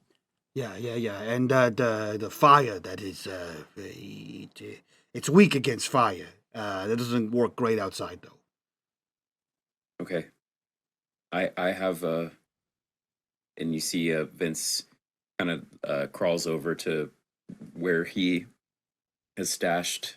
I bought all these different items with my dollars this season, and I also have a incinerator unit. And Vince says, "Okay, well, we wait for it to get aboard." I hate to be the bearer of bad news, but it has crawled to the front end of the vessel. The hole that was left by the working Joe, it has accessed it, and it's clawing its way through the security barricade door. If we do not stop it, we will have to seal off the entire front area of the ship, making the bridge inaccessible. Right. Well, fucking twinsies, kid. And he opens the green bag and starts putting on his incinerator unit. Vince, Out of game, I would like to note that Kitchens does not excel in firearm use, and there is a single shot still within the shocking net gun. The net. Yep. There's one left in the net. I'd like you to know that Barden Oh, also yeah. doesn't excel. Okay, all right. Vince, yeah, and actually Vince would have the net gun most recently. Yeah. So, yeah, Vince still has that. And with Barden, I presume we both run towards the front of the ship. Okay. Well, as you run close, you hear the sound of gunfire. Reed is already on the scene. Can I, probably not with Barden, can I assist, if Zach, of course, would let me, could I utilize the medicine that I used, that I created specifically for Barden, the amphetamine, to amp Vince's agility for the short run? Correct. That is what it would do. It may have some negative side effects, but Mm-hmm. The it would give downside- him the same effect that it gives Barden. The upside is that you'll get a bonus to agility. It will remove all of your stress temporarily, but once the scene finishes, all of your stress will come back +1. Vince says, "Now or never." It's plus And two, any- plus 2 agility, -2 strength. Yeah. Or -2 stress, rather. Oh. -2 stress. Oh, stress. okay, stress. okay. Not all of your stress. Vince So says, 2 stress go away, and anything you gain during the scene stays, along with 2 + 1 when you're done. Mhm. Correct. Vince says, "Is this the one that goes into my eyeball, Kitchens?" The tear duct. Oh God. And I think either Vince takes a stress and does it, or denies it and runs. I don't know. I think Vince says, "I'm fine. Maybe later. I think I'll be fine." And Vince kind of just holds up a hand and runs off with the net gun and just chickens out and doesn't do it. Okay, let me. I need to do this. Oh, this poor Rather guy. fight an alien than get a needle in the eye. Makes sense. Not mad at you for it.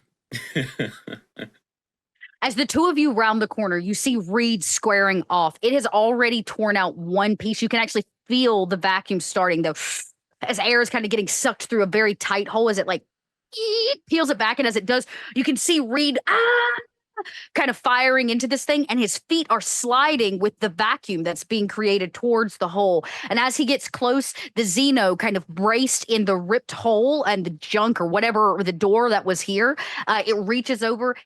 He's not salvageable. It doesn't need him. It takes a massive bite out of Reed's head, ripping it off from the neck in a single bite. Let me double check. He's not back for the sequel. Yeah, automatically inflicts a critical injury, killing the victim in a single dreadful blow. And that's exactly what happens.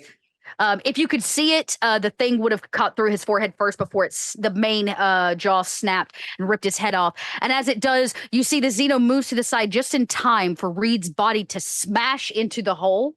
And there's a moment where the vacuum stops as his body begins to twist and contort. And you can hear it, the bone crunching as it slices his body through the metal doorway and sucks it out into space. Don't like that. Reed did get 2 shots off. I will give him that. Let me just quick roll the Thanks, Xeno Reed. armor. Classic good guy Reed. He tried. He did. Classic Reed. One. Actually, he did get a hit off, but unfortunately, all it did was splash a little bit of acid. We got, it splashed some acid. You can see it's now kind of bleeding from one of its shoulders, but the acid is being pulled back into space, right? Away from it because of the vacuum. He did get a shot off. Obviously. Great. So The both of you are now face to face with the Xeno as you round the corner. Vince, are you with them? You said you were. Yeah. Did you take the ocular drug? No. Great. As you round the corner, all Barden and Kitchens in tow, Yes. Okay. you witness the dreadful sight of the death of Reed, the ex-colonial Marine. Mm-hmm. Oh no. Barden's in the kitchen and tried to kill him. Nobody cares about the NPCs. No, Well- I care. I care about him, but Yeah, he we was have trying to more sabotage pressing- my You know what? experiment. There Yes. are other NPCs I could grab right now and We throw have into this scene. more pressing matters. Mhm. Barden and Kitchens had him slotted for dead, and then Ren fucked up that plan. So It killed Reed. What do you all do? how are we? I'm not going to worry about the science of this, but if it has now created a vacuum in that area, we can't really fight it while that's happening. Otherwise, Until it comes in, there will be something that happens. It's an unfortunate thing that happens, and I'm very sorry. Okay, Geppetto already told you that it was going to happen. right. So would we know that the best course of action would be to? Because essentially, if this thing keeps doing that, then our entire ship will just become a vacuum, right? Correct. So So what's going to happen is it's opened in one place. The ship, as always, will automatically lock down the next door, which is why Geppetto said if it gets through that door, the next one is going to seal the bridge off. You are all now sealed in on the bridge side, with it, okay, that's acceptable. which All means right. you're unfortunately on the vacuum side of the seal. Yeah. Okay. Vince is going to, and I know that we established Barden was still wearing his suit, but Vince also just came from his spacewalk, tethering the ships together. Did you keep your suit on? I think. No, because Ren said she was wearing your suit. No, Vince she's is wearing my they helmet. swap helmets. I Helmet, gave the him helmet. Yeah. The helmet, yeah. Yeah. And yeah, so I think Vince would still be wearing the suit. He would have taken the helmet off to have the Last Supper, but then Put it back on because you were still Yeah, wearing. Because I think the so plan now was it's to wearing a suit. fix the outside. So y'all anyway, y'all right? are Yeah. suit ready. It doesn't matter for Kitchens because he doesn't have to breathe atmosphere. great. So Okay. in this case, what you're actually fighting against is the vacuum, the pressure. Because it's sucking you out, right? So it's not that you can't breathe, you can take action. What I will say is this. Until you figure out how to solve the vacuum in this space, it's going to keep pulling you towards it. That's how it works. You will have to make a strength stamina check to maintain your footing to take an action each time until y'all solve the vacuum problem. Wait, so you said that the rear room itself is sealed. We're sealed in the room. Mhm. Okay, so then The vacuum will stop. If there's nothing more to draw on the ship. Out there, but you're on the wrong side of the seal. Yeah, no, I understand. But like once the oxygen has fleeted the room, there's nothing more for it to that's actually remove. true. Yeah, you're right. When it closed, you're right. You're absolutely right. It would end. So you wouldn't have any suction anymore. Because it's sealed both sides and vacuum. Yeah. Yeah. Briefly, but still, yeah, it's not going to be like. So for a second, basically, you witness you witness Reed suck out, and then once the door closes and the pressure repressurizes, it becomes no atmosphere. We're back in space in essence. This whole area is space, and the door to the actual bridge has closed. Right, because you're in the hallway that connects to the bridge, connects to the rest of the ship. So in this case, you're in this like blocked hallway. The bridge is still accessible and does not have a Xeno on it. It's just closed at the moment. You're going to have to hack into it because it is on a security seal. Okay, so we are or are not in the same space as you are in the same space as the Xeno. Y'all share in a hallway. Vince is going to shoot the final shot from the stun net at it. Okay. Do you want to wait till it gets in? Because it had to let Reed pass. It hasn't crawled into space yet. Yeah, I'll wait until I have a clear shot on it. Just take it. You could, I guess, it's an aim action? Yeah, it doesn't have a stat block, so... Okay. No, it was stun it's a 2. stun. Bonusless. So functionally treated it like it was the stun grenade, so it's just, you just got to hit it. I will pass it to Barden and Kitchens then. Would you like to take action? It's not in the room yet for... Like it kind of has its head over the side, but it's not physically, it hasn't crawled in the ship yet. I'm also going to aim, which for the record, Zach gives you a +1 on the roll. A +1 to the attack, I was pretty sure, yeah. Okay. Kitchens? Range combat, yeah. Kitchens is moral support. Yeah, there's nothing that he can do right now aside from try to guide in a problem of logic. So, Kitchens, you know what? You asked a question earlier. I will give you an observation check while it's peering. Great. That's wonderful. Around the edge. I'll give that to you. And I did see I got another corruption, everybody. Thank you. I'm sitting on it. I'm holding it. I have watchful. Whenever a Xeno or an enemy lurks nearby, I get +2 to my observation checks. Mm-hmm. That qualifies here. It's going to be a lot of dice. Very successful. You're looking for one specific thing, signs of infection. And it's almost hard to see because of how black the body is and the blackness of space behind it. I mean, it's meant to naturally camouflage itself, to not be seen. But you notice its elongated head, like near kind of the back of the head where the jaw would unhinge. You can see it's almost like it's what we would call boils, skin boils. There's probably like a woosah exasperated sign. It clearly hasn't affected the activity of the Xeno. It is functioning like normal, but it does seem to have a skin rash, we'll say. Small. It's very small. Barely see it, which means that if you want it to be highly, much like any virus or bacteria, it's got to infect a lot. So it needs time. It needs time. And this Xeno is out of time. Yeah. Because Barden and Vince are absolutely about to shoot it. Yeah. Now, you know what? There's a whole other sphere full of them. Can I just remove a stress? Like, I feel like I've lost stress in real life from this dot. I will say Kitchens only can remove the stress. You are confirmed that the larger hive is infected. It's working. But the more you tamper with it, the more you kill the original infected like this, the less likely it is to succeed. Right. We have to survive. Can I make a mechanics rules lawyer suggestion? I know that Bub has analysis, which is observation for alien creatures, which would still apply watchful, but when successful, remove stress of people around you.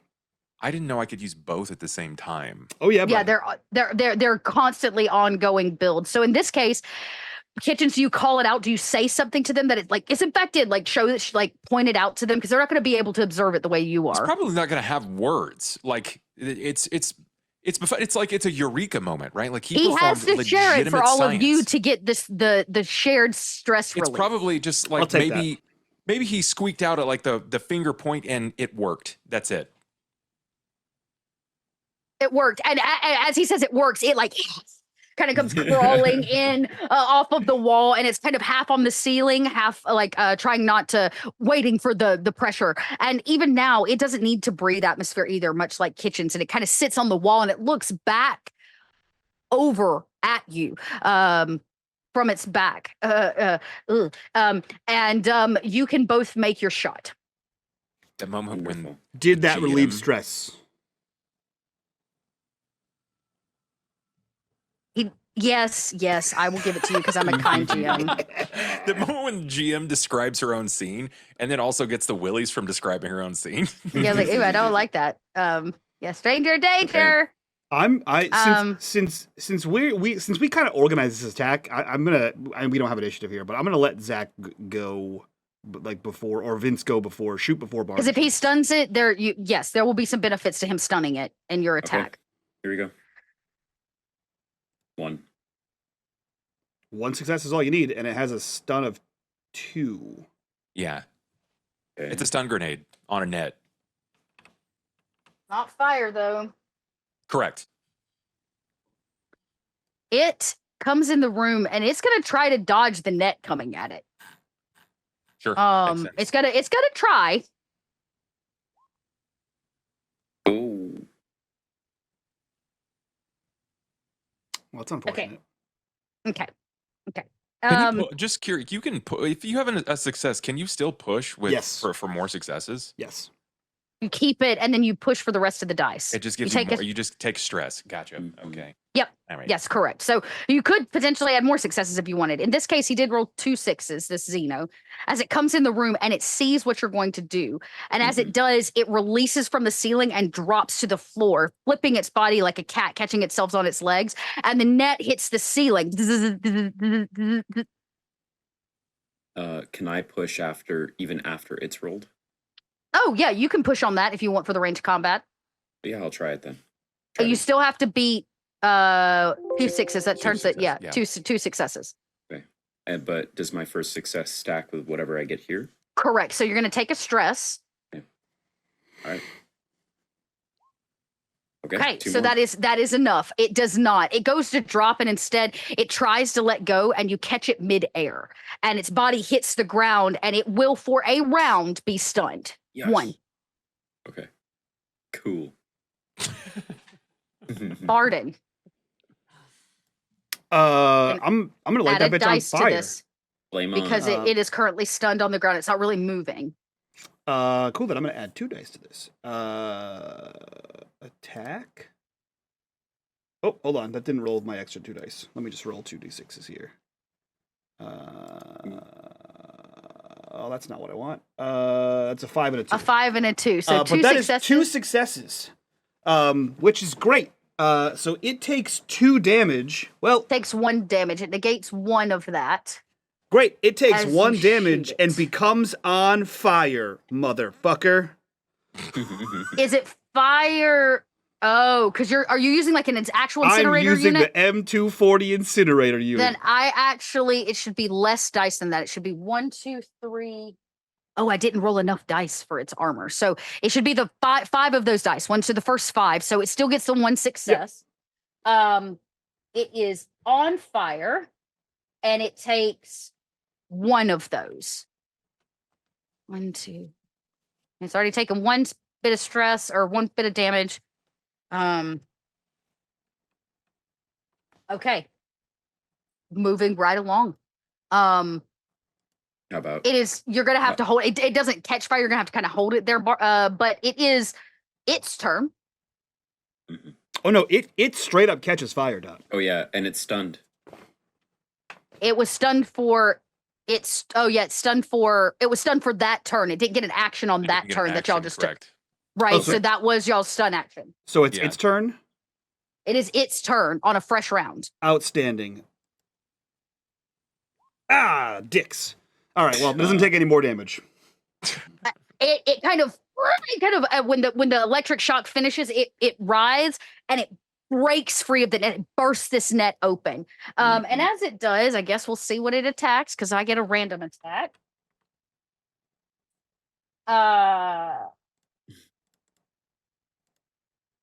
Okay. as it kind of burst out, the first thing it does is reach for somebody. I'm going to say, Barden, you were probably the closest. Who was the closest? I guess so. It's either. I kind of thought we were like three amigos. We were all lined up. Yeah. Great. Mike, you're 1. You're 2, Vince, and Kitchens, you're 3. Actually, Kitchens, you didn't make an attack, so I'm only going to make it the 2 of you. Okay. All right, a 50-50 chance. Mike, you're 1. Vince, or Barden's 1. Vince is 2. Sorry, Barden. That's fine. It makes a deadly grab. It reaches out.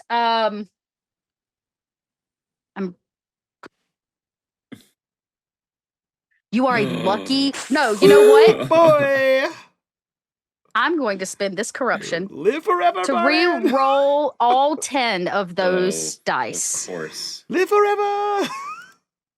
Die forever. Shiny and chrome, Mike. Shiny and chrome. I want to live forever. Live Forever. Forever Okay. young. Barden survives in space. Exploding. Fucking garbage piece of crap. I hate Ripley it. who, baby? Exploding. Y'all, hear me. I am actively trying to kill them. The dice do not want that to happen. It Shit. pops up. It is on its feet. It takes a swing like it's going to grab you, Barden. And maybe it's because of your pants, or maybe it's because you're used to it by now. But you kind of take this quick step backwards, and it misses you.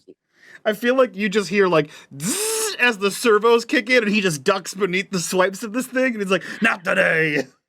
I'm in full Next. yoga. Yoga pulls back bends. All 3 of you, it is your turn. What would you like to do? Like And a we're going to cut warrior to the one. other ship. Vince pulls out. Ooh. Okay, I got all these weapons. Do you hesitate? Zach is hesitating because when I purchased weapons, I have like 6 weapons on me, but I don't think it's realistic that I have 6 weapons. No, on you have me. a carry limit. You'd what's have to your have yeah. So you'd have to have selected 2 or 3 of them. What's your strength Probably score? when yeah. So my strength score is 3. So armor counts as 1, and then you can have 2 Okay, more perfect. large objects. Well, if the grappling gun counts as 1, then I only have 1 other weapon. Does a pistol count as 1? It counts as a light weapon, I believe. A light weapon, so you can carry probably 2 light weapons for the same weight as like a heavy weapon. Yep. Okay. So could I have the grapple gun, a pistol, and then 1 more weapon? As long as it's light. Well, the only other weapons I have is the scope rifle and a shotgun, which Scope neither of rifle which- is You have the a incinerator, too, long don't range you? weapon. You wouldn't want to use that here. No, he handed you the incinerator, right? No. I have my own. We both have our own. Oh, okay. Yeah. Then the question is, if you have the incinerator, you're gonna have a lot less gear because it's like a whole backpack unit, Yeah. right? I think I'm And gonna take. and you're wearing Oh, a man. spacesuit, and you know. So that means just an incinerator. Yeah, no, I think Vince has his incinerator. I That's the will only thing say, I'm I will thinking give has. you this. I will give you this because I called it. Now that everything is settled here, there is a shotgun floating through the air that was left behind by Colonial Marine. Okay. Great. I think the only other weapon Vince has on him right now is the incinerator because he knows that if we use any real weapons, it's just going to create more problems. Y'all do understand there is no atmosphere here, right? Yeah, but does The fire the incinerator. I right. shouldn't have let you use that, Mike. There's no atmosphere. Oh, dicks. There's no. You have to have oxygen, and there's no oxygen right now. So you have a shotgun. You could grab a range shotgun floating through the air and use it, or like I said, you could have your pistol. All you need is a weapon. You got to decide what you want to attack it with. If you don't know, who else knows what they want to do? Okay. At least two, because you're all basically acting at the same time, right? Yeah, if the incinerator is not moment. going to work in the vacuum, It won't work in a vacuum of space. all right, Vince is going to grab a shotgun. Grab Reed's shotgun out of the air. I Okay. can actually, I think I can give this to you. I can. I'm going to pull a card out to this space right here. This Okay. is the shotgun you have picked up. I believe that's correct. Yeah, that looks like it.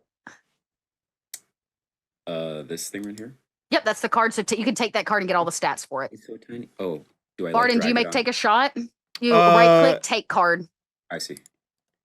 Yeah, Barden will take a shot. He'll he'll just like put the incinerator down, and he pulls out his rifle. Barden can Okay. carry a shitload of stuff. You are in short range. Is your rifle a medium range weapon? Rifle is a long range weapon. Which You are in a short range of this thing. Yeah, I guess he's gonna move back then because I dropped my pistol. Put some space. Yeah. Yeah, he's gonna back up a okay. little bit because he dropped his pistol. Yeah, it belongs to space now. Yeah, so fast action would be to move back, and my slow action would be to shoot this guy in the face with my rifle. So you have to go up all the way almost up against the opposite back wall to get the space, because this is one of the smaller ends of the ship. It's not really big to get the range, but you managed to move into a new zone. Perfect. You know what, Dot? I'm going to load something into my. Or actually, it would probably be already loaded in there. And he's going to put his hand on the lower receiver and fire the grenade launcher function of the RMAT rifle. And I'm going to fire my stun grenade at this fucker. So I'll attack. Okay. 3 successes is the important part. And it will be stunned for, oh boy. So. Oh, it doesn't do any damage though, right? It stuns it for 2 rounds. It just stuns it. Okay. Yep. Well, it does hit it. Roll your panic.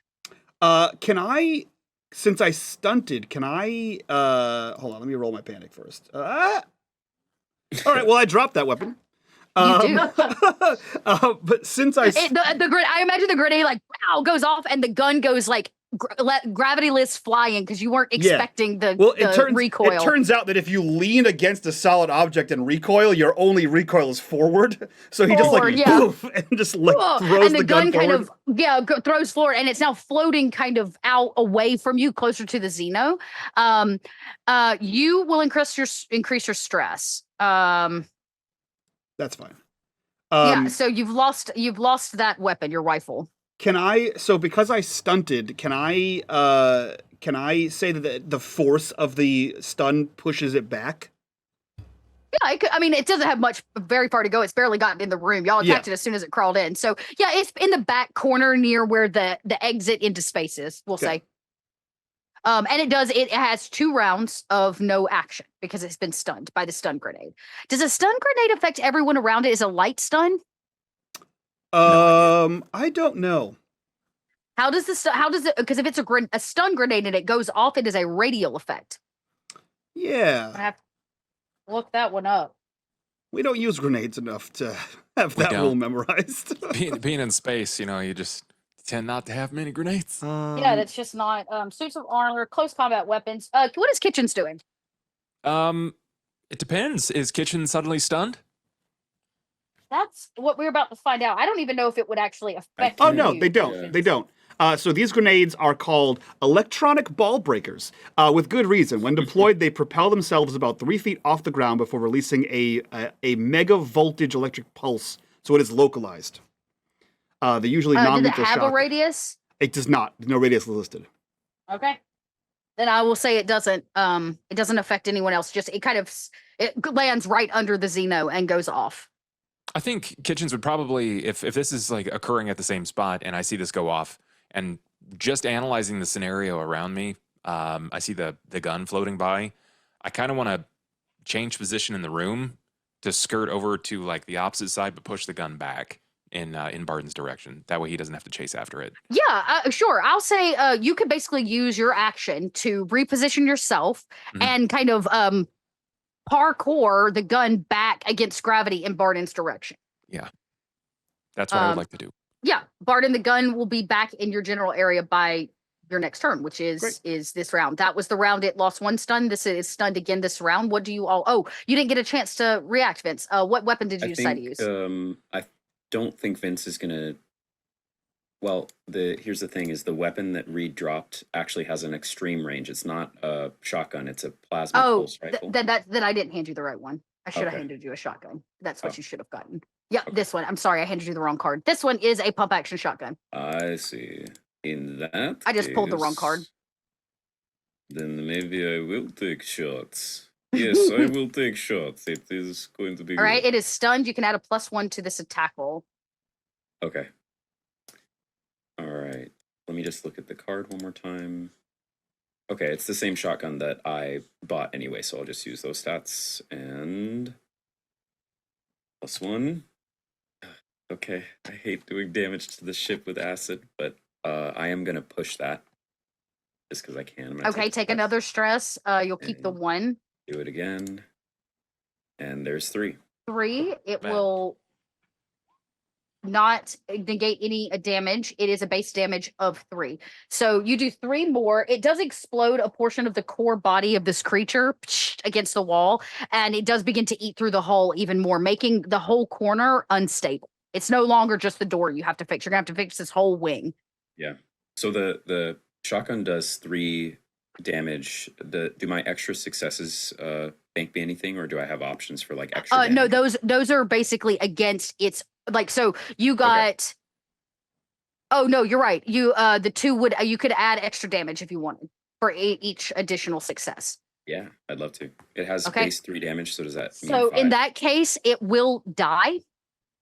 Yay. Because it does. Yeah, that would have been 5 damage. Mhm. No, I'm so sorry. 3 damage total. 2 more to it makes it 5 damage. Yes, correct. It is dead. And it explodes and splatters bits of acid chunks in like all throughout the air because there's no gravity here and there's no vacuum anymore to vacuum it out. Mhm.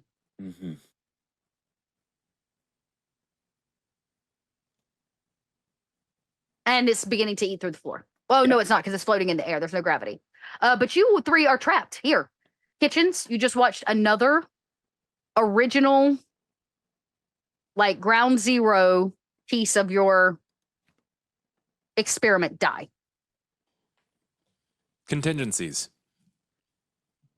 I think Great. he probably banked on there being some. There's already been at least 7 or 8 people that have died.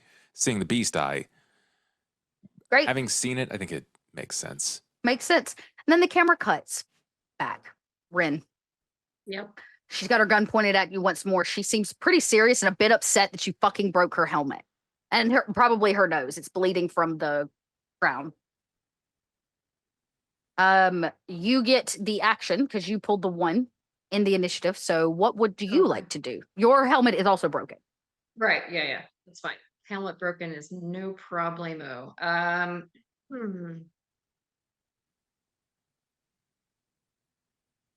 Well, I'm already this far along. I'm gonna tackle her to the ground.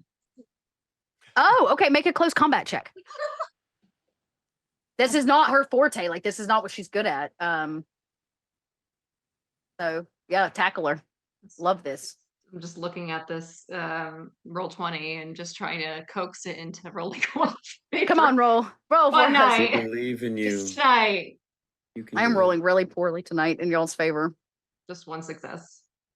Do you want to push? No. Okay. You do in fact tackle her to the ground. My heart, guys. I can't take it.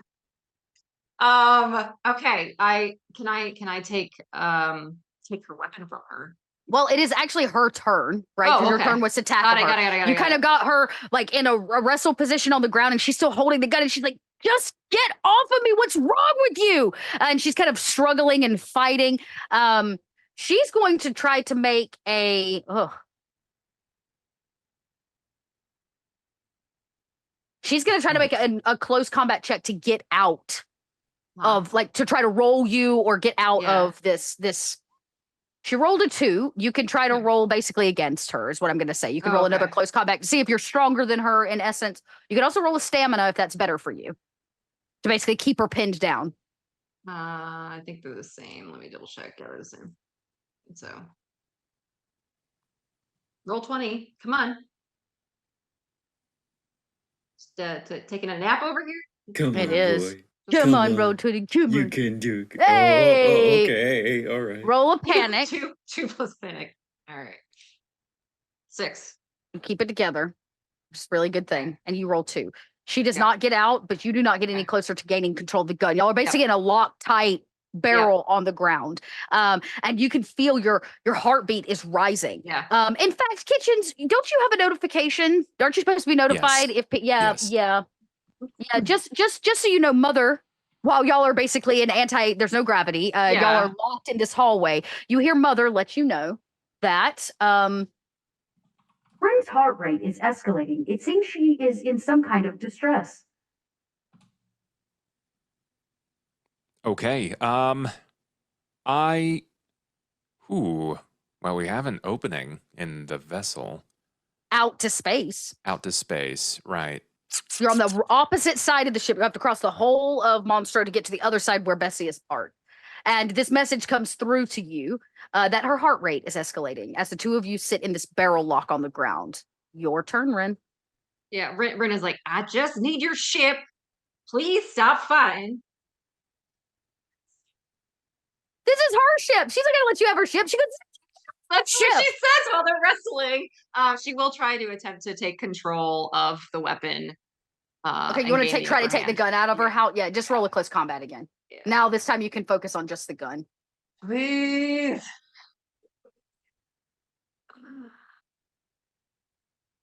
Come on, roll. I don't know why Roll20 just wants to take it. Such a long time for all these rolls. You can.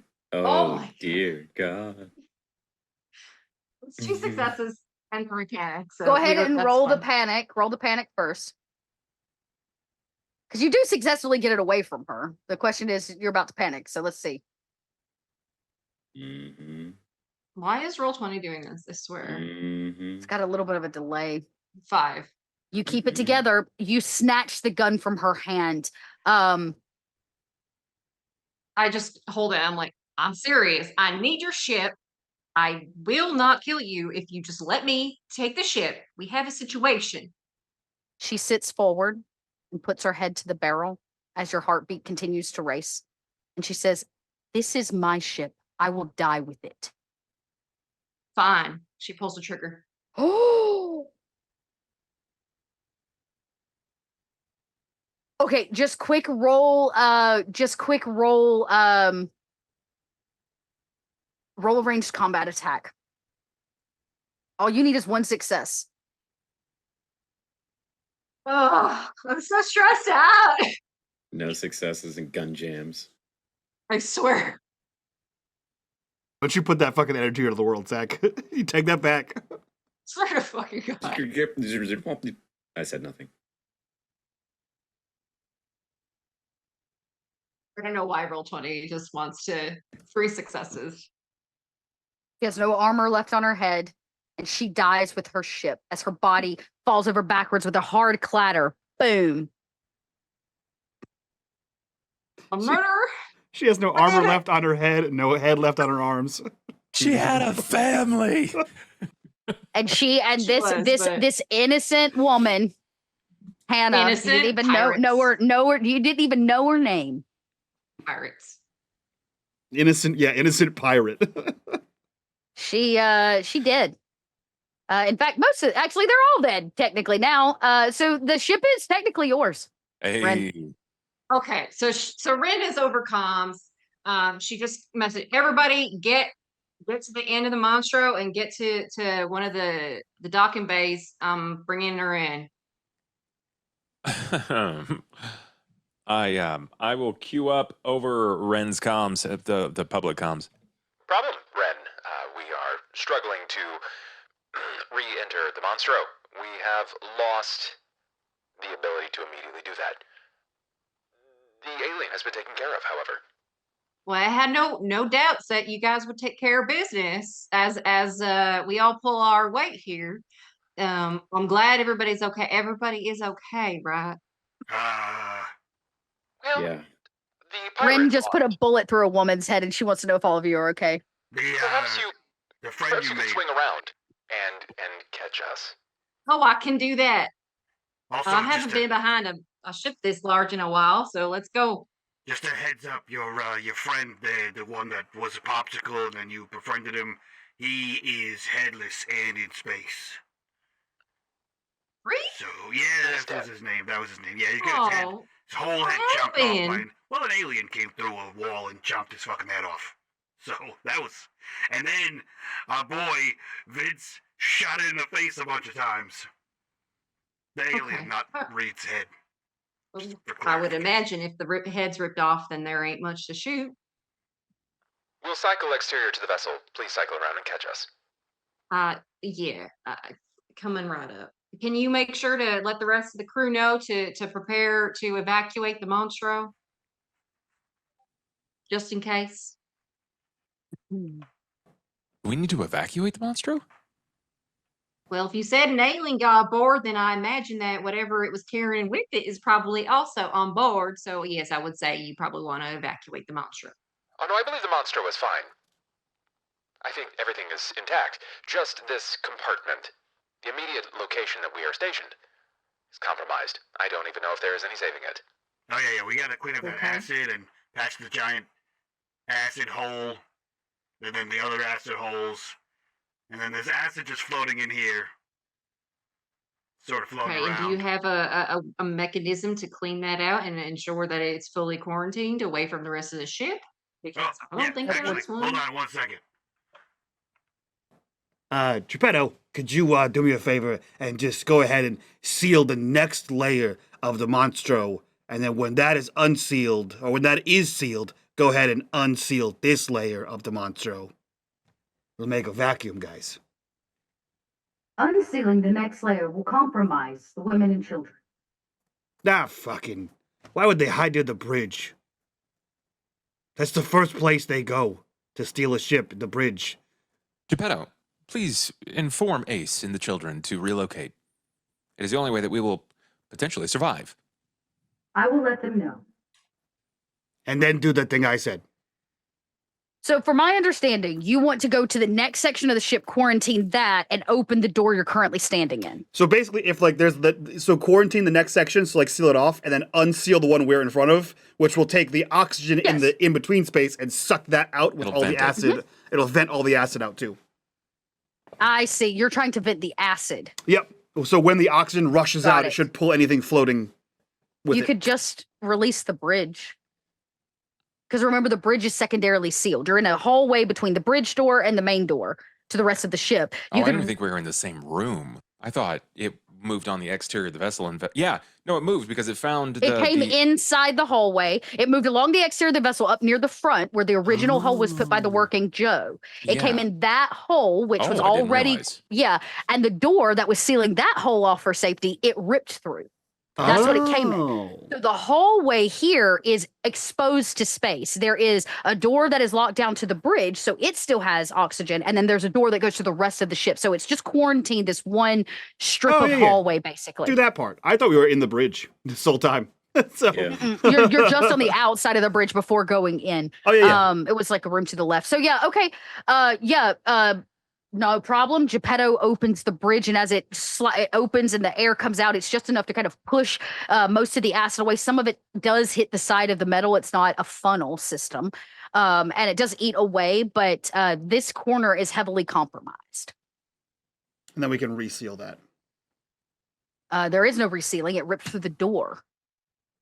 You're going to have to manually fix this edge of the vessel or put in a faux wall, basically. Oh, I meant reseal the bridge part. Oh, yeah, we can reseal the bridge. No problem. Yeah. Okay, so I just want, I don't know what's going on over there. I just hear a lot of ruckus and barking, huffing and gruffing. The acid's gone, and there's a hole in the ship that we can climb out through. Okay, we still have a couple of issues though. One, Bessie ain't in no shape to tow the sphere. That's not happening. Barely held together. Two, from what I could see out the window there is there's no walkway or path now to the sphere. And and there's also a huge hole where the Xenos live. So what is exactly your plan in towing all these things and also keeping everybody safe? Because right now I don't see a safety protocols of any kind, which is not okay with me. How is Bessie? What is the condition of Bessie? She is she needs some TLC. Would you say that your newfound vessel is in a standing better condition? Yes, that was in the intention is to bring all living members aboard this vessel as a much more a defensible and also speedy vehicle. We should be able to remote pilot Bessie. If we cannot remote pilot Bessie, then we may be able to use your new current vessel. This way, nobody's in harm's way. So let me just make. I'm thinking the Monstro needs to be towing the spear at this point, with the cabling because the Monstro is capable of towing much better than any other ship. And since the Monstro is already compromised, if something were to happen, it's okay because all of the people would be safely aboard this new vessel that I have commandeered, and we'll just leave it at that. Well, the new vessel doesn't have any amenities that will support, I don't know, like 9 children, 12 adults. The vessel you're in sleeps 4. It's just a bit larger than like a drop ship for commandos in essence. Oh, There is a storage. You have not searched this vessel. You have no idea what these pirates are carrying. Yeah. Mhm. So it could be outfitted. For some we could reason, strip I it was down. under the impression it was a larger ship. It was just, it's basically there were 5 of them that shared a 4-person vessel. It's not huge. It's larger than Bessie, much smaller. It's like twice the size of the puddle jumper. Correct.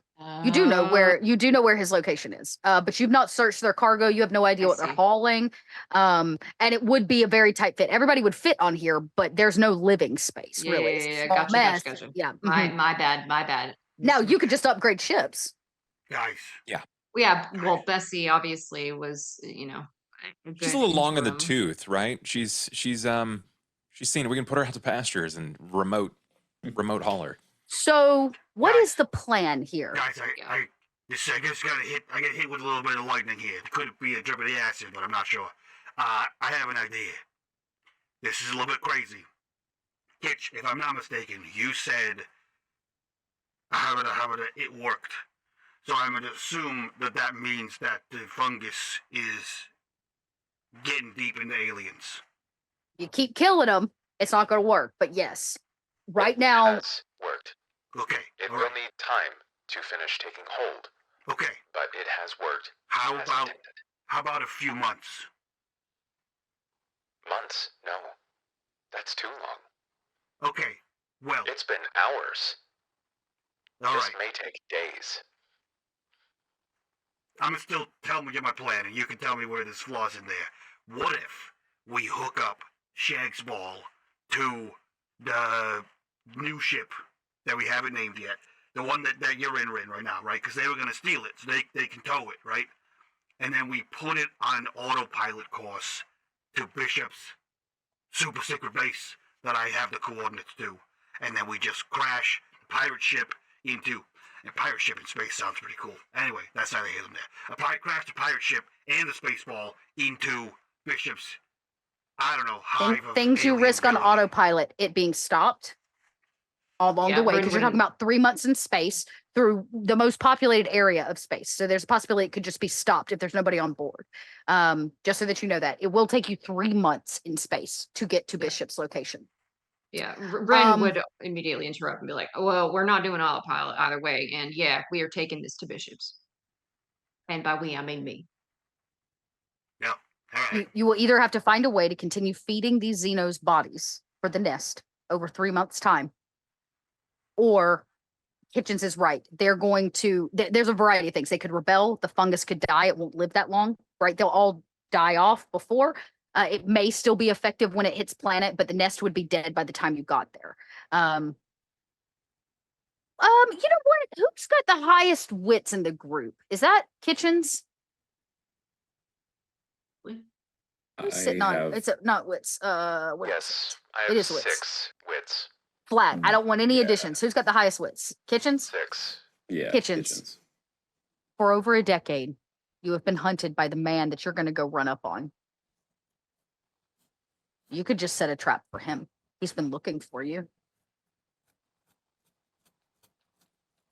You'd have to leave the Monstro behind. But you could set the trap here and let him come to it.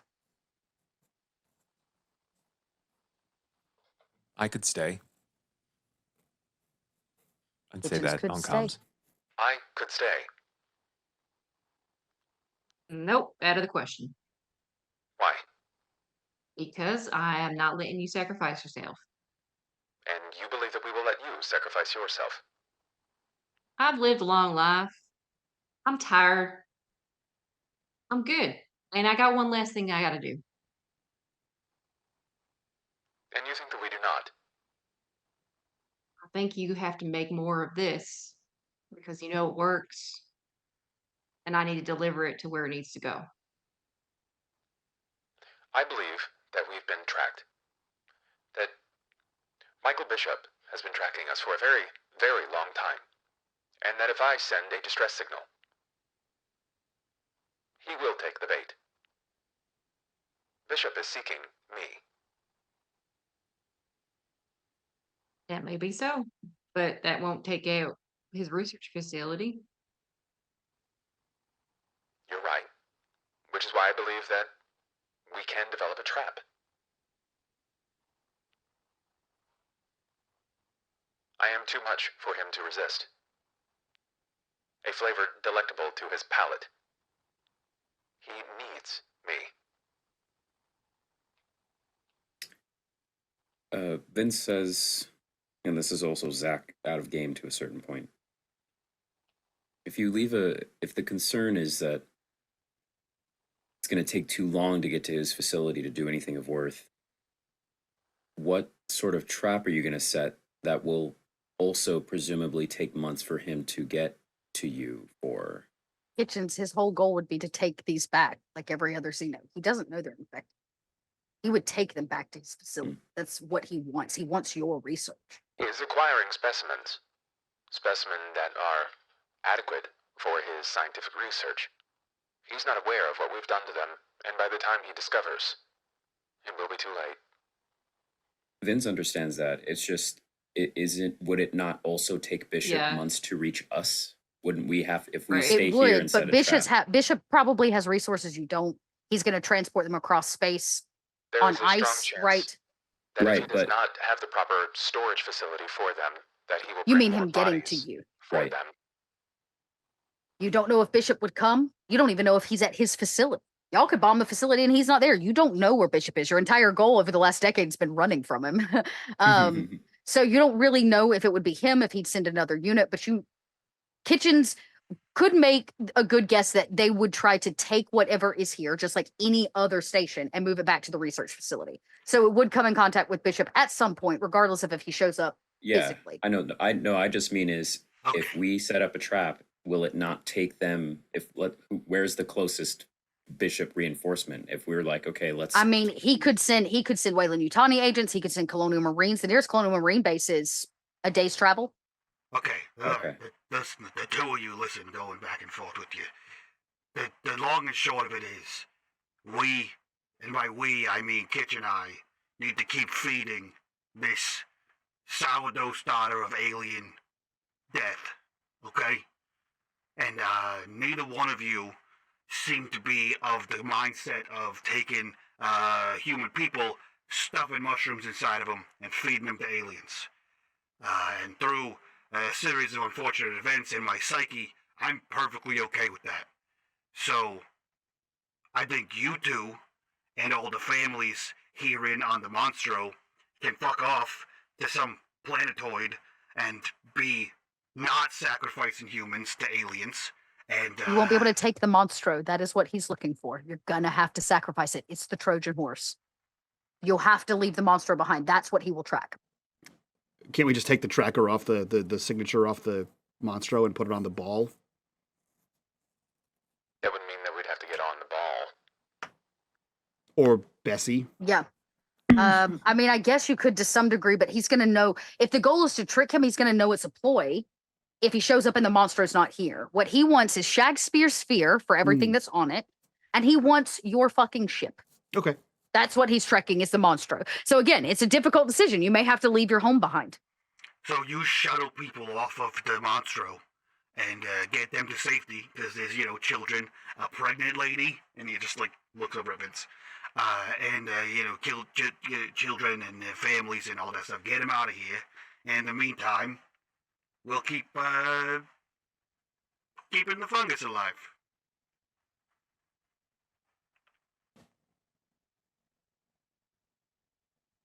Vince looks at Barden and Kitchens. I do not think that Barton should stay with me. That's fucking rude. I'm right here, buddy. I know. You're all aware that I am beginning to malfunction. You saw the iris.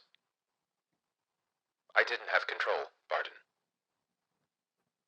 Buddy, I had a piece of metal give me several new genital holes, and I have robot legs. I'm not pretty long for this world either, so if someone's gonna stay to maintain you, at least got at least 4 or 5 more years left in me before I lose it. Barton, I cannot guarantee that we will run out of specimens and I may not use you. I am seeing visions of a life before new definitive programming that is beginning to surface.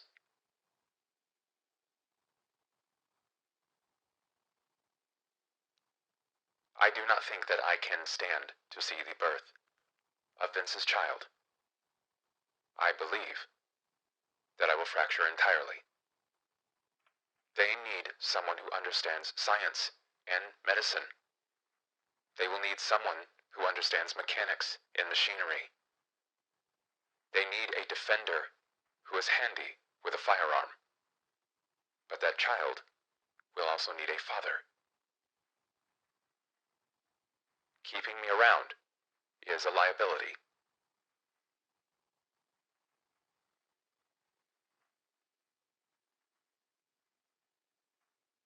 So Vince and Ace go first. And if I need to go, I'll go last. Kitchens, there is something maybe you think about as you're standing here over the body of a Xeno, talking to your friends on comms. You have a specimen, it is in front of you, of an infected one successfully from a nest, completely gestated with this fungus.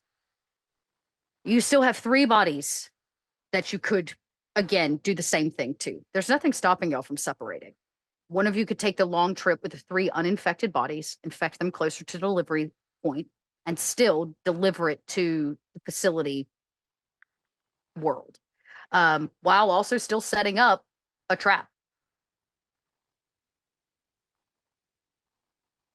He doesn't even have to find anything when he gets here. A trap is a trap is a trap. You know what I mean? If you wish to seek your revenge and end the reign of Bishop in space, I can assist in establishing this, but I do not believe that our continued journey will be without loss. And not from me. It will be loss from you and yours. You see this Barden and Vince as he hasn't really taken his eyes off of the Xeno. All right, first things first, I'm picking y'all up. Go outside. I'm picking y'all up. Get your shit packed. Get your people packed. We're getting them on this vessel. And we'll talk in person. I don't want this radio nonsense anymore. Let's go. You come around and pick them up. Y'all have to do a light spacewalk over to the ship, hop in the same top hatch kind of a Before thing. we get in, Oh. Vince, listening to everyone's individual plans, will put down the shotgun, Reed's pump action shotgun. And as Kitchens is looking at the Xeno, without even getting in Kitchens' eye line, Vince will hug Kitchens from the side and say to him, I'm glad you're around and to have known you. Physical touch is not something you get very often, Kitchens.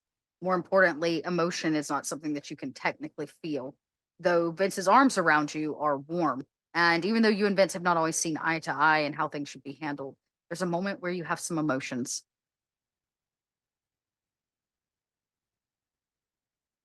Because you remember a similar hug from David 1, right after he branded you Judas. And he kisses you on the cheek and he tells you, Thank you for what you're going to do.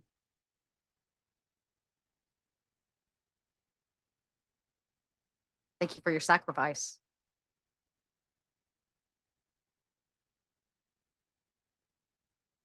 And as soon as you hear David One's words, the voice of Vince comes back in, saying the same thing.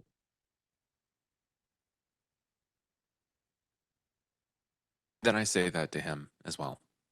Just the first part. Thank you for what you're going to do.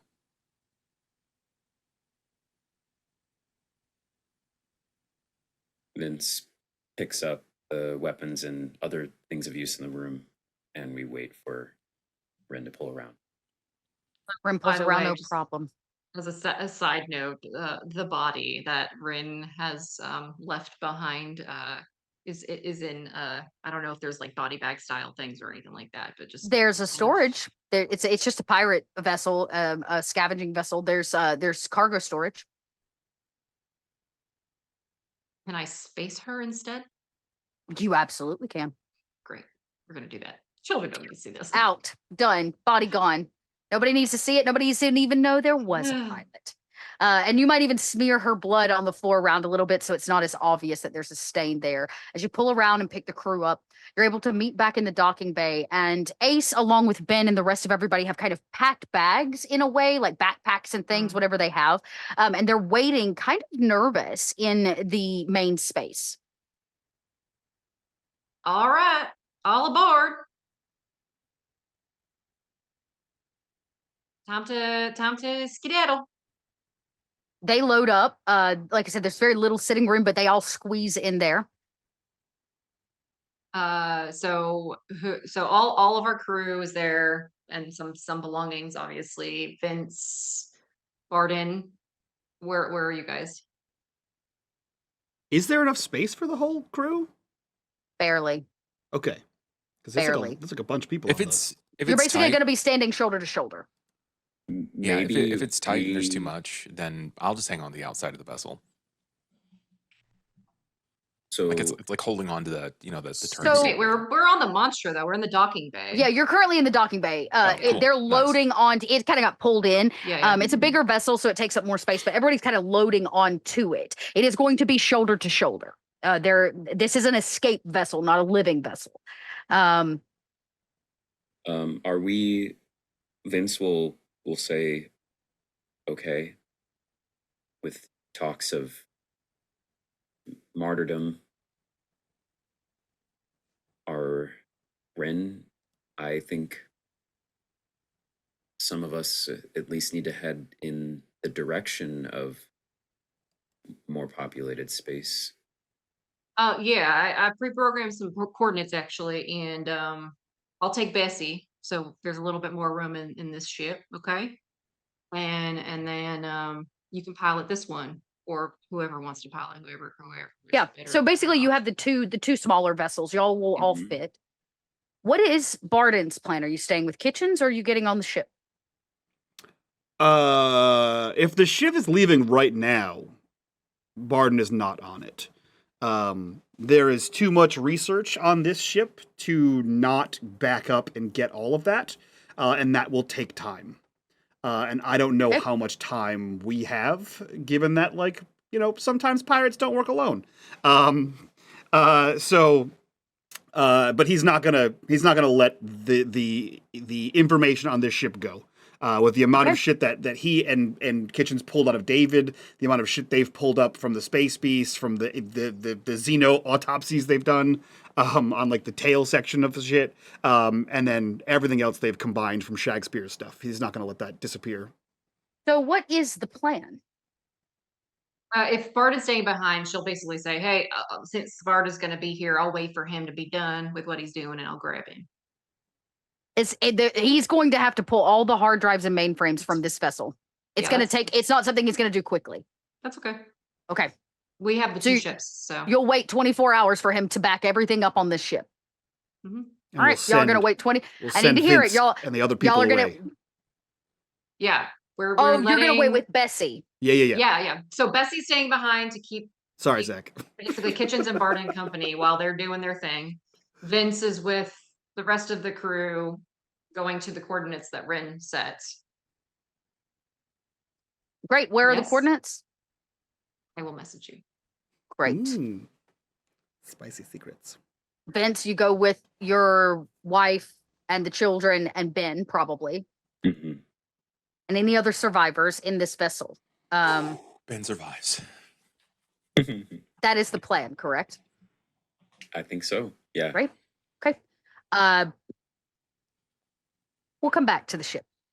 Y'all are able to leave to go to the coordinates that Rin has set for you, which are probably in my Discord. I'm typing it. Sorry. That's fine. My Take your fingers are time. Take your slow. time. Barden, Rin is going to wait for you to back all the research up. Okay. 24 hours will pass. Vince. No, we're going to come back to you. No, we're not there yet. 24 hours pass. You're able to back up as much as possible into like travel hard drives, which basically like 2 black boxes, like you'd get off a plane in essence. They're huge, but you backed them up. Kitchens, what do you do in the 24 hours while Barden is backing up all the research?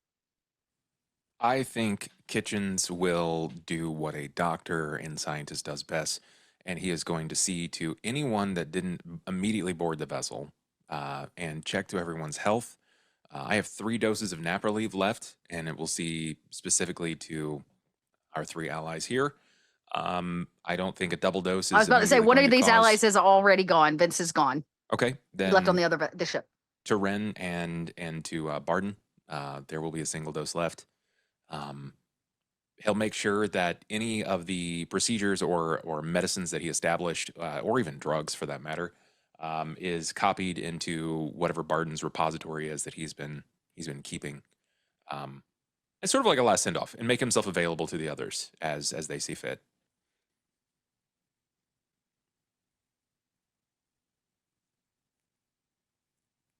Nice. Okay. So also Vince has the note. It's a digital recording from Rin with information about the coordinates and all that. It's sitting, it's not even handed to you, Vince. It's sitting on the dash in the cockpit of this vessel. As you go to pull off, you can see it in Rin's handwriting. It says your name on it for you digital to voice recording. Yeah, it has your name like written on it so he can listen to it. Yeah, like, yeah. Put it in. Yeah. It's like a data stick or drive or something like that. Yeah. We'll come back round to that. 24 hours pass. A little bit of cleanup, pull as many bodies as you can. There's really not any bodies to be pulled. Reed's is gone. It's out in space. The rest of them are they're either on the sphere or also were lost to space. The only body you recover is that of a xenomorph. 24 hours pass. All the data from years of research on the space beast. David's research from his own head. Amanda Ripley's research on her mother and the years she spent on Earth trying to decipher all of this and what was going on to prove it was true. Everything is in Barden's hands and headed to Bessie. Kitchens, you'll be left alone on the Monstro for the first time ever. You've always had Barden, even at the longest stints in space. The final boxes, bags, crates, or whatever get loaded onto Bessie.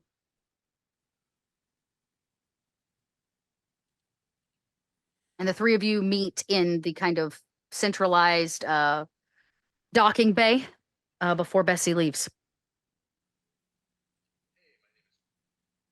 Okay, well, here we are. Not really a vacation, is it? Never really has been. Oh, yeah. Hey, Kitchens, how long would it take you to make an anime like playlist? Oh, you're not on the ship. This is 24 hours after y'all left. Oh, wait. Yeah, None of that us ship are- the civilians were flown away 25 hours prior by you. Oh. Yeah, in the okay. I the thought you pirate said ship that we're you all required. together in okay. No, never mind. these 3 come together as the last people on this ship. Okay. Yep. Never mind. I'm gone. He's out. You can retro it back to the No, anime. no, no, if no, you no. want. I thought I'd heard that and thought He we were can all welcome to together. leave anime behind. He can mail it to you. I mail it to you, send it to you. It's very little said as the three of you kind of stand there getting ready to depart. I will take that silence as a yes. No, not yet. Okay. Meta is trying to brain. Brain, yeah. Yeah.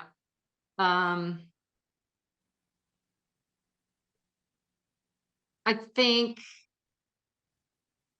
Ren leaves Barden for a second and kind of like scooches over to Kitchens. Well, how are you feeling about everything? Resolute. Confident. More confident than I have in a long time. Interesting. How do you imagine this ending? I imagine that I am too valuable for Bishop to immediately begin dissecting.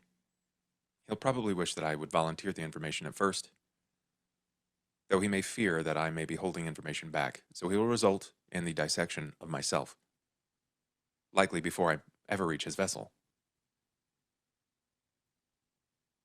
But knowing that I've succeeded,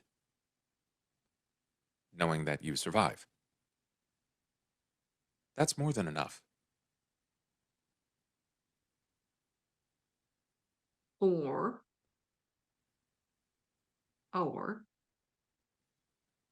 you could also survive. I do not see how. Well, I can help you.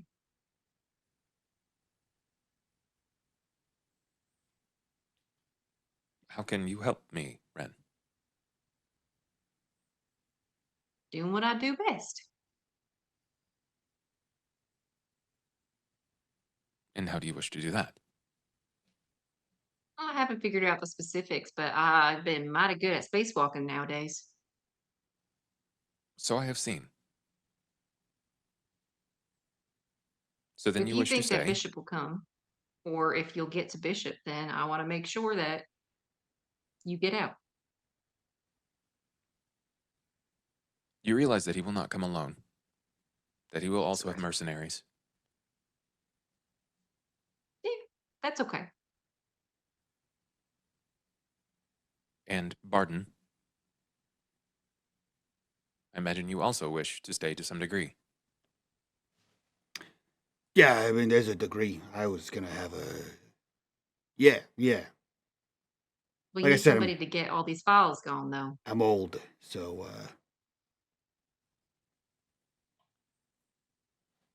I can schedule Geppetto to remote pilot the Bessie to coordinates. If it is stopped along the way, then it is. You But could also. Oh, I'm sorry. Much of this information has floated in various cycles around a myriad of stars, a myriad of planets, for so long as it is, as the way Shakespeare designed it. Why not send it to those rebels that are fighting? The same rebels that attempted to capture and hold Ace captive. No, You don't know the these other rebels. ones. The ones that are attacking planets and using biological weapon on a full planetary scale. We learned about them at the first part of this season. Briefly, y'all didn't do any research on them. You didn't find a whole lot of information on them. You don't even know where they are. Oh, okay. You just know that they have been attacking planets on the North Rim. Vince and Ace are brilliant together. Separate, they seem like absolute fools. But together, they seem so capable. And in a very interesting way of discussing this, I think it has given me life, or at least purpose.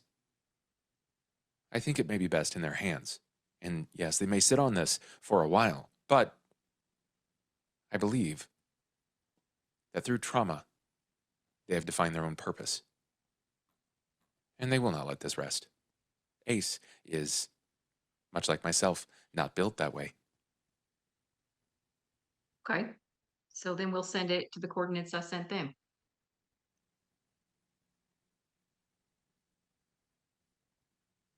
So then what will we do while we wait for him? Well, I guess anime, because I ain't watching any of that yet. So the Boy, plan is to so wait many for him things. here. You want to wait for him here.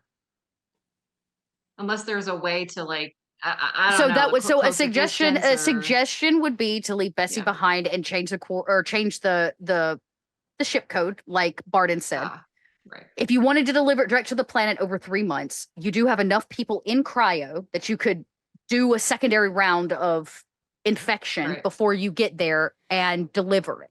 You're going to Got it. need a distraction though, because you got to cut through the densest part of space. So what you would want to do is set up the Monstro code on Bessie and leave it behind, so that they have to come all the way out here and y'all basically pass them going back, and they're none the Gotcha. wiser. Now you Okay. could just wait it out and hope they show up, but you can't promise Bishop himself is going to show.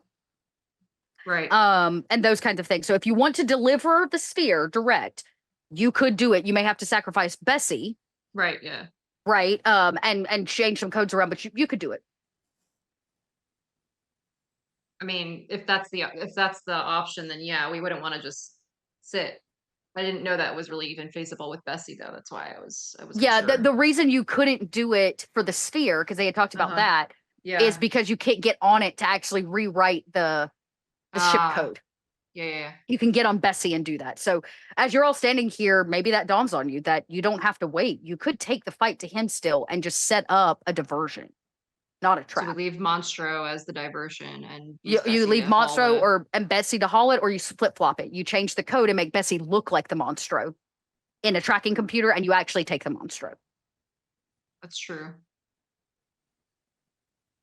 Well, I mean, either one of those options seems to be good. Which one will get us there faster?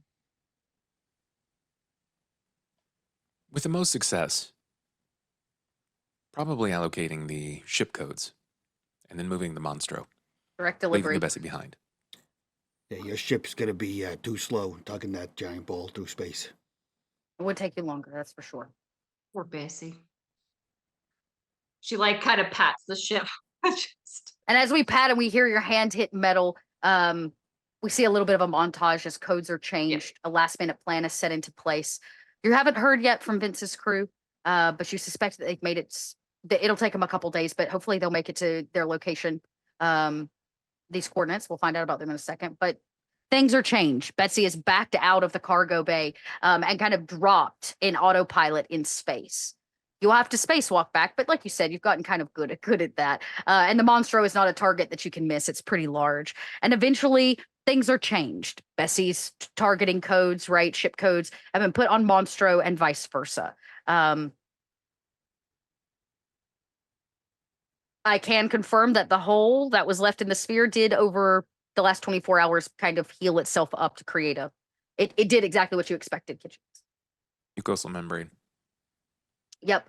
If you are watching on the single cam that is left, especially if you turn power back onto the sphere, the men were sacrificed. New ones have kind of spawned. So they're in your count somewhere between 4 and 6 total. Okay. That includes the queen that you're pulling in the sphere. Again, all you would need to do is give them fresh bodies or something like that, and the process is just going to start over again. So you'd want to kind of time yourself right, but it's just a montage. Coordinates are set in, plans are set. And the last thing we see, I imagine, before Ren steps out to spacewalk back to it is the distress signal set to call for the Monstro so that Bishop can come to you. The countdown has started. And the three of you make your way back to the Monstro. Because the fact of the matter is you're probably not getting off. Cables are attached and the hauling process begins. Are the three of you going to stay, or the two of you going to stay awake or are you going into cryo sleep while Kitchens staying awake. Rin's staying awake this time. stay awake for the 3 months? Keeping Barton's Jen also awake. company. Yep. Cool. Yep. Okay. Yeah, they probably play some card games. Rin tries to teach them like stupid card games they used to Try play. to keep in the your Marines. Yeah. sensibilities up and about you. I would Yeah. say with the nap relief, you wouldn't necessarily need to use it. Your stress will come down over time. Yeah. But this mission is never going to deplete your entire stress load. You can Yeah. come down to 2 each if you don't. Unfortunately, Kitchens can't, but the other 2 of you can. Yeah. But the stakes are high. 3 months in, most people would kind of start beginning to lose it, especially without day-to-day activity. And Kitchens, I imagine you watched the experiment with Absolute fervor. The queen does eventually die, leaving behind the eggs, which seem to still be in a stasis that can be used, which means the facehuggers coming out of them, they can exist in the eggs for Forever. until they're disturbed. The other adults also slowly begin to perish. We do have They 3 rot more away bodies to use. And y'all have 3 bodies uninfected. But again, if you're going to want to do a fresh infection, you're going to want to wait to put those bodies in with the facehuggers till you get closer to your destination. Yeah. Because over time, it is a terrarium.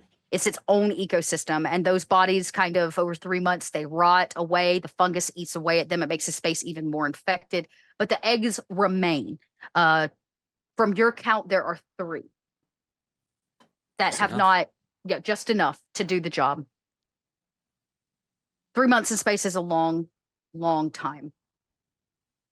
Maybe you think about Ren and Vince, Vince and Ace, where they're at. She would be about 2/3 of the way through the pregnancy, long since showing, past the morning sickness.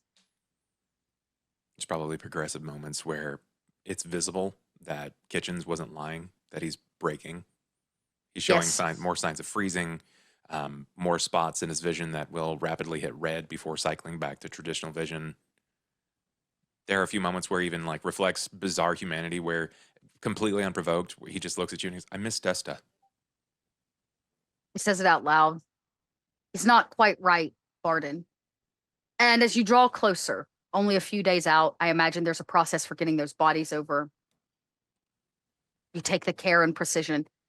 3 bodies is not 4, but there are no Xenos there, only eggs. And as 3 bodies are basically dropped through a fleshy orifice in Kitchens, exactly as you planned. Facehuggers take the bodies, and the process starts all over again.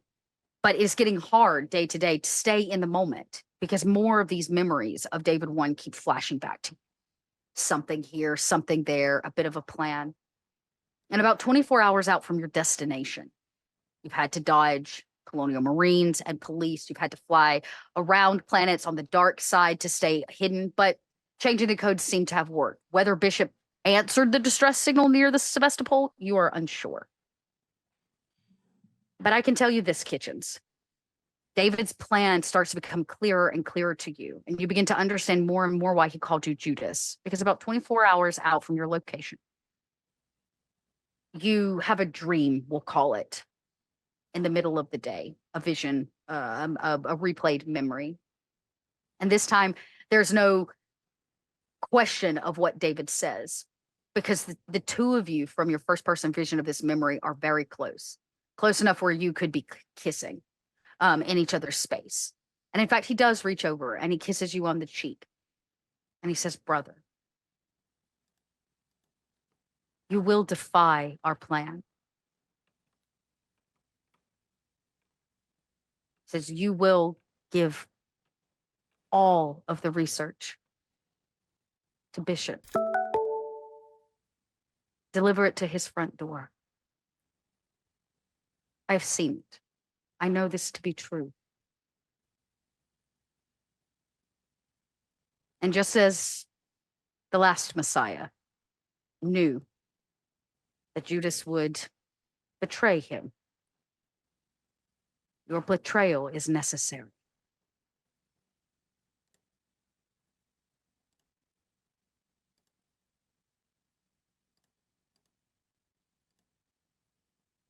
And you realize that you are bringing all of your research straight to Bishop. That over the years, you've had multiple bits of programming that told you what you should do. And you realize now that you've just been slowly playing out another piece of hidden code that has been telling you this whole time to figure out the puzzle, life to death of these creatures, and deliver it.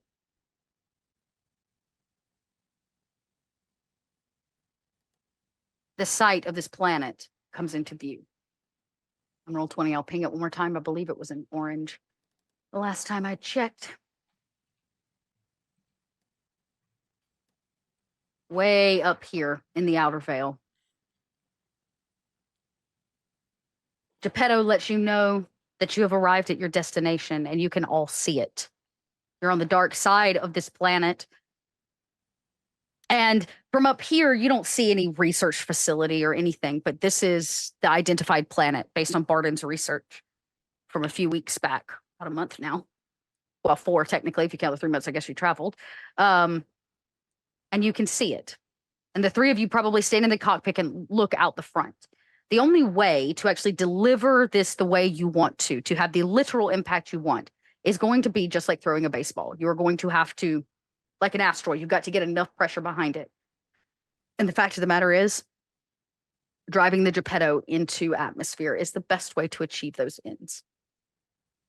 Ren, you can always attempt to make a very daft piloting check to save y'all at the end, but driving it into the planet will be the best way. Sounds great. All right. Are you ready? Everybody's ready. Great. Silence is fantastic. You guys really have lost your sense of humor over 3 months. Is there any way that I can shield them? Like if Kitchens believes that it's possible with the way that his body is designed, not completely unawares as to, I mean, I'm aware of what this is going to look like collision-wise, but is there a potential of saving them at the cost of his own? Cryo tubes. They're meant to last for both long-term in space against everything as well as collision, right? Because when you have like the Covenant, for example, like it's meant to keep them protected if there is a collision. Their safest place would be in cryo. If that is the case, I would set the. I'd probably let them know that I'd like to set the cryo tubes. I want to set the cryo tubes for whatever Geppetto declares is the timeline for collision, and then set the cryo tubes for minutes after. To open, you mean? Yes. Yeah. Okay. Yeah. You can kind of program the cryo to have some kind of like 2 minutes after impact or something like that. It opens up. And then he would probably express that to them so that they have the potential that he has to see this through. Doesn't Kitchens also need to go into the cryo tube just from a physical perspective? Otherwise, his body Technically, might get yes. mangled. Yeah. So we can all set it basically just to have that, for the 3 of them. Rin obviously loads in some weapons of hers just in case. Just to feel good about it. You look very Also, pensive, otherwise Mike. be buried with your weapons. It's okay either way. All right. Mike's up here thinking, what you think about? Barden doesn't lock the cryotube. Instead, he is as soon as the shock of orbit or the shock of like ozone hits, he will get out of his, and we would see in what is presumed to be Barden's final moments is that he has a stack of paper. He had been collecting paper for weeks on the ship of on the decks of the Monstro, which had been mentioned a few times. And he has been writing in any free time. And the top of the stack of paper has a 25-year service Weyland-Yutani commemorative pen. And on the front page, it says, "The Beast Eternal, Space Beast 2." And he has compiled a book of all of the information that they have ascertained about the Space Beast and David and Weyland-Yutani. And as the ship is coming down, he feeds it into Monstro to start broadcasting this book in digital format. Okay. Did you have time to type it up? No, I imagine there's scanners in the future. So you basically set it in a thing to begin Yeah. faxing it, if you would, to the internet. Yeah, I got you. Okay. To the universe as a whole. Yeah. So he is mass producing to continue with your biblical assertions here of this, much like Gutenberg's printing press. he is taking the Bible and putting it in the common people's language from Latin. Barden, I imagine the last thing. Now, I will tell you this: those cryo tubes, when closed, are meant to stay closed. You can't open them from the inside. So, So he here's just what I'm doesn't going to he just doesn't close it all the way. allow you to. There is no allowing. It either closes or it is open. It is an Okay. auto set because it's meant to protect you. But I will give you an agility check to slide something between the latch. Does that make sense? Without anybody seeing you, to be able to open it. What if I argue Comtech to make sure that it doesn't close properly? I will give you a Comtech check to rewrite the whatever Kitchens put in. Dope. 3 successes. Okay. I will say that you can reprogram it to open right before collision. And does anybody else want to do anything before this ship collides with a planet? Should I Ren? be rolling the piloting? Yes, I am going to need you to roll a piloting check. Oh, what fun this might be with Roll20. 2 success? No, 1 success and a panic. Roll a panic. I I have love things it. for Well, you. would your panic have Nice. not gone away in the 3 months? Everybody had to keep Oh. 2, Yeah. technically. Everybody had to keep 2 of the stress. There was some stress you just can't get rid of this deep in your Yeah. life on the mission y'all are on. Yeah. Okay. Yes. Do you want to push? Oh, sure. Yeah, I can do that. Okay, You so can't push take on a a It's you panic. can't push on Oh, the right, panic. because you got to Oh, panic. right, I do right, that right, every right. damn time. Yeah, You're yeah, right. So yeah. you can't. You get 1 success. You're not Okay. going to be able to salvage the ship That's or okay. save it. Yeah. And as Ren sets the course for the planet, I imagine we hear your boots come running back as you attempt to hop into the cryo. Barden is already there. Kitchens, what are you doing during this process? I mean, this is probably when I would have set up all of their cryo tubes in declaration. So he's probably just outside of the tubes, sleep tubes, waiting for them to run to the spot. And once they've started going in, he will believe that for some reason we're all playing follow the leader and we're all going in at the same time. Okay, so you go in. As Yeah. you go in, which is not something usual. You don't He always doesn't sleep, cryo. though. Yeah. And as it tries to put you to sleep, it can't. And instead, you look to your right and you see Barden's cryo open. He crawls out. Yours is programmed to not open for at least another 3 minutes. You just see a hand on the front glass of it. Barden, in his pants, hobbles up to the cockpit where everything is like flashing, right? Impact. Everything's going off. Lights are flashing. And we see you put that stack of papers and hit the go button. If you're lucky, it'll all get sent before you crash into the planet. He hits the go You're button. long-winded. I'm sorry? Oh, yeah, I said that's you're true. very long-winded. That's true. He's been writing for months. He hits the send button, and then he just walks back towards the cryotubes and pulls out a folding chair and sits in front of Kitchens.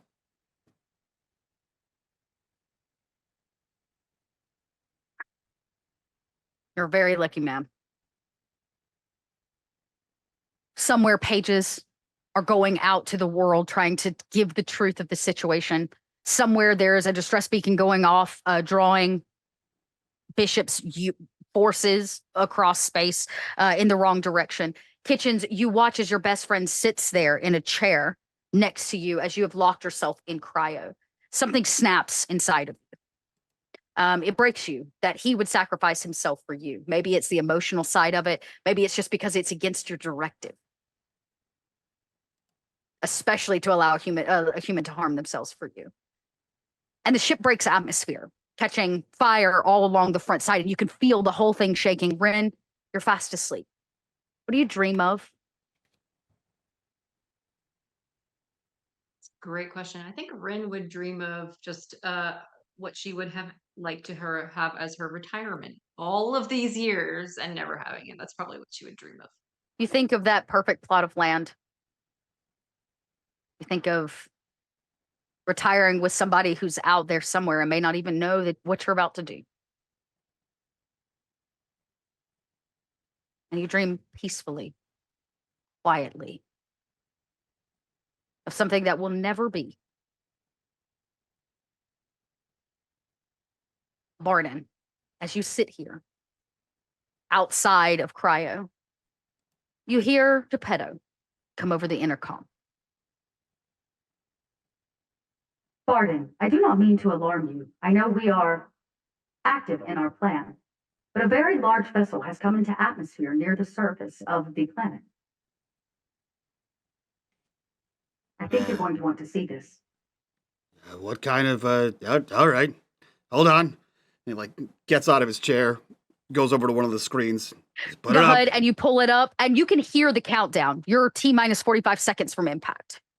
And as you pull it up, you see that the ship's cam is kind of fighting through the flames that's passing along the side of it. And off on the horizon line, you see a ship. You've seen it before, just not in space. It was on a planet, the LV planet, that massive horseshoe-shaped vessel, the engineer vessel, as we know it, appears just over the planet. As the beeping continues, and you get to see it in all of its glory on the screen, Barden. It's bigger than anything you've ever seen.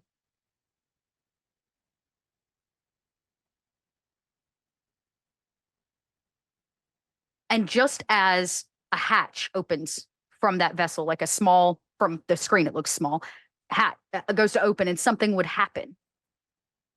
The vessel crashes, sphere and all, into the surface of this research planet, is really what it is, facility.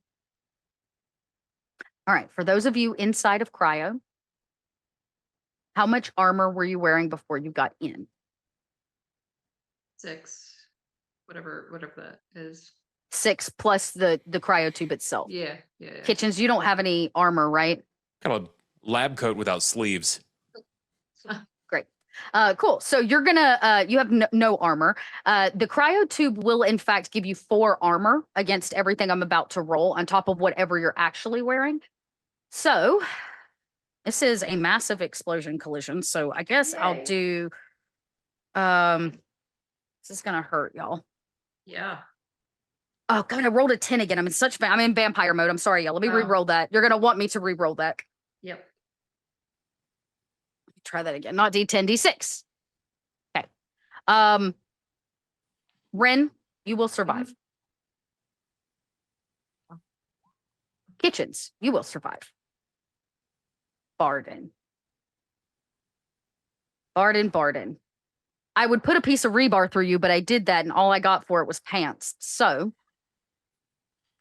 I will not put a piece of rebar through you. Instead, I'm going to say there's probably no way you're going to survive this crash. Even if you come out the other side, you would be basically a burn victim. And in your current age and body state, there's no way you're going to survive without the protection of the cryo tube. And Kitchens, the last thing that you see. Oh, if you're talking, Mike, I can't hear you. I said quality of life goes downhill at that point. As a vessel crashes into the planet, impact is had and everything kind of jerks. Kitchens and Ren, you will survive. There'll be a lot of fire, rubble, debris. And Kitchens, the last thing you see is another death of a friend. Barden's face and body smashes against the clear glass of your cryo tube. His face bloodied, battered, and he dies pretty much on impact. And then you witness as the rest of his body burns alive on top of your cryo. Ren, your cryo tube is slung free from the debris and is trapped under rubble. You lay there in your cryo tube, it trying to open 2 minutes later, and all you can get is just a little bit as you are kind of buried under rubble. Kitchens, when all is said and done, the timing was perfect. Your hatch opens exactly 2 minutes to the nose on backup battery power. The lid opens up and it throws Barden's body to the side in a solid thump.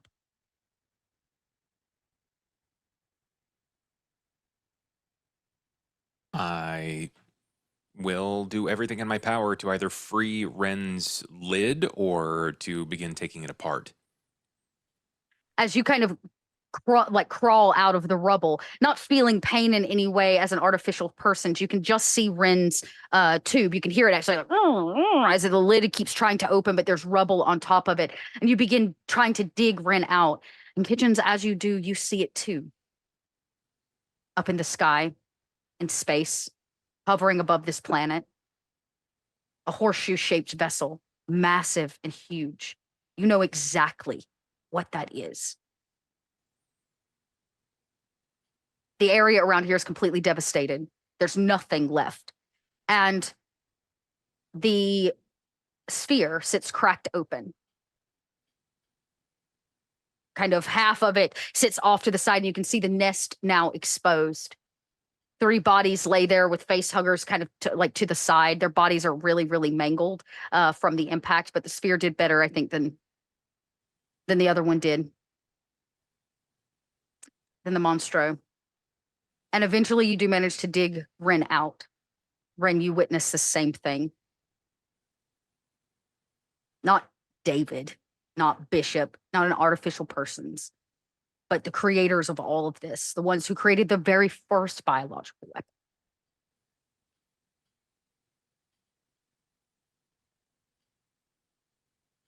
And our camera cuts to a beautiful little location. Off to the side is parked a ship we recognize as a pirate vessel. It seems that Ren had planned something for you, Vince. A place to retire with your family. About a week, give or take some change, after you leave them, you hear nothing from the rest of the crew. No words back. You and the rest of the civilians that were on the Monstro arrive at this destination. There's enough atmosphere you can breathe. There's already maybe a small pod for everybody to stay in out of the weather, and a place to rebuild and start again. But we're 3 months later, and that process has already begun. You're woken from a really bad nightmare. Fire, sound of screams. And you think about your friends in a hot sweat as you startled Ace, who is already up, very pregnant now, trying to make some food.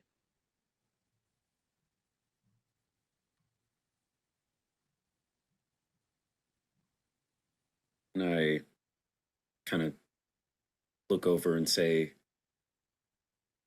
sorry, I'm okay. I'm all right. It's just,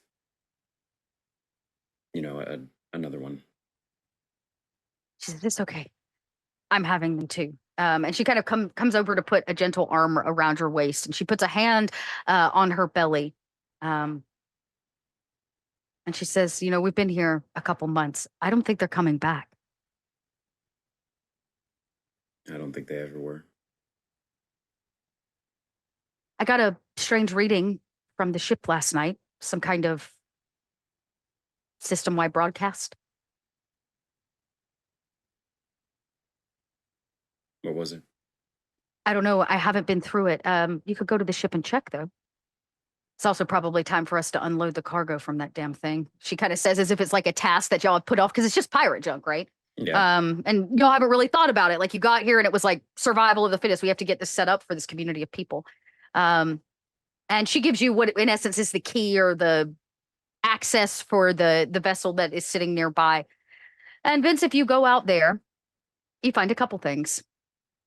You still see the data stick that had the final message from Ren, which do you want to read that to Vince, or do you want me just to give it to Vince?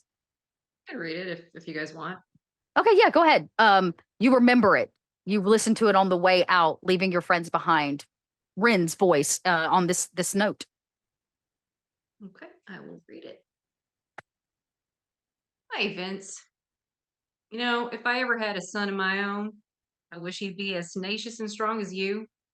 You've been my right hand, my backup, and my reason to keep moving forward in this insane life. And now, even more than ever, you continue to be that reason. I've seen you grow from a young boy into a man, tougher than nails, sharper than a blade, and I couldn't be more proud or honored to have witnessed that and your evolution. You're about to dive into the deep end of fatherhood, and though I won't be around to see it firsthand, I know that you got what it takes to raise that kid right. It's time for you to take the helm, take care of your family, and take care of the crew. The world out there ain't pretty. It's rough, unforgiving, and it'll chew you up if you let it. But you know all that. And you know you're not going to back down from a challenge. You got grit, Vince, and you know how to use it. Hmm. There's just a little something that needs fixing out there, and only I can do it this time. Now, I'm not asking for tears or pity. I'm asking you to keep the flame burning. Be kind, a leader that the ship and the world needs. You got this, Vince. I believe in you. Always have and always will. To make things a bit easier, I figure my retirement savings might help a bit, so someone should use it at least. Go on to these coordinates and look for a cache between two old rocks. They look like faces watching each other. You'll miss them. Take care of yourself out there, kid. Don't forget what's most important. Family. And as the memory of listening to that for the first time, you look out the window of the ship and you see it. The rocks with the two faces facing each other, where you found the cash, where you found the supplies, where you found the money, where you were able to start again and make something safe for you and your family. But you're never going to see Barden again. You may not ever even see the rest of the crew because the camera pans up over your shoulder, Vince, and down the length of this vessel into the cargo hold that has collected a little bit of dust sitting here for about 3 months. Nobody ever went through it. You suspected most of it was just junk crates and whatnot. And deep in the hold, there are 2 crates stamped with the Wayland Yutani W. Clearly have maybe being moved for these pirates. None of you can see it. The little bit of cold that leaks out of the side. And the 2 eggs that sit harbored inside of these coolers, these transportation coolers that have been sitting here since the pirates were meant to deliver them. Happening to come across you along the way.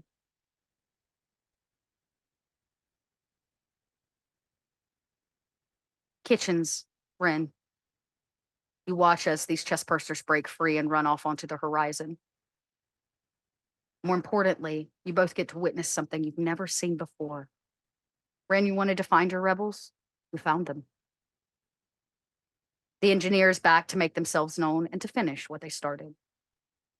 The 2 of you stand on the planet side as you witness small black vials drop from the base of the ship, bombing another side of this planet.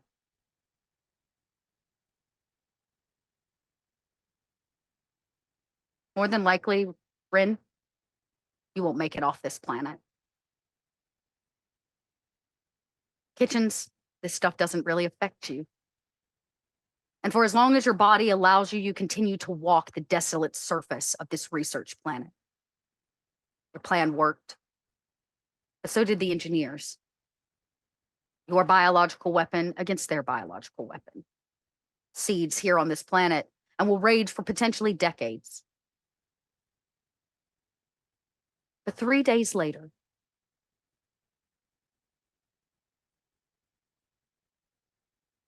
Bishop in his workshop. Maybe it's on this planet, maybe it's on another ship. You see pieces of David Unit. An arm here, a torso there, not completed yet. And a fresh David head. Is it one? You don't know. Bishop plugs him in and begins running a code to reboot him. The resurrection of David 1.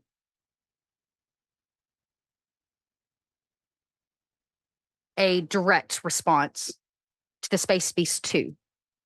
94% of which went out to the entirety of space. Your journey, your 10 years, everything that you learned. But the only thing that people will never get to know about is how it ended. The last 6% of the journey, the bombing of the planet, finding of the fungus, didn't make it. And so the Space Beast remains unfinished, exactly the way that Bishop would want it. And just as it was stated in our very first episode, the cycle will always continue. From its inception, it is an absolute killing machine. An absolution not in the xenomorph story, but only in the story of these people. Hubris, maybe. Love and friendship, maybe. But there is zero doubt that from 20 years ago to now, the problem remains the same. No matter what Kitchens finds, and no matter what humans do, the cycle is in place, and we will forever be the creators of our own demise. Lost to space, lost to corporations, and truth lost to time.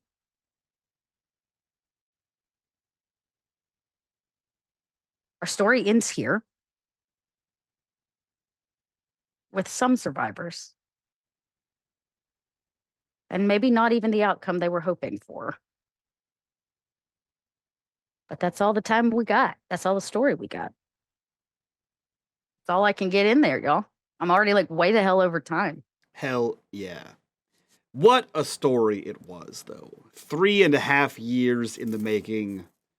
Some, I don't know, 40 hours or more.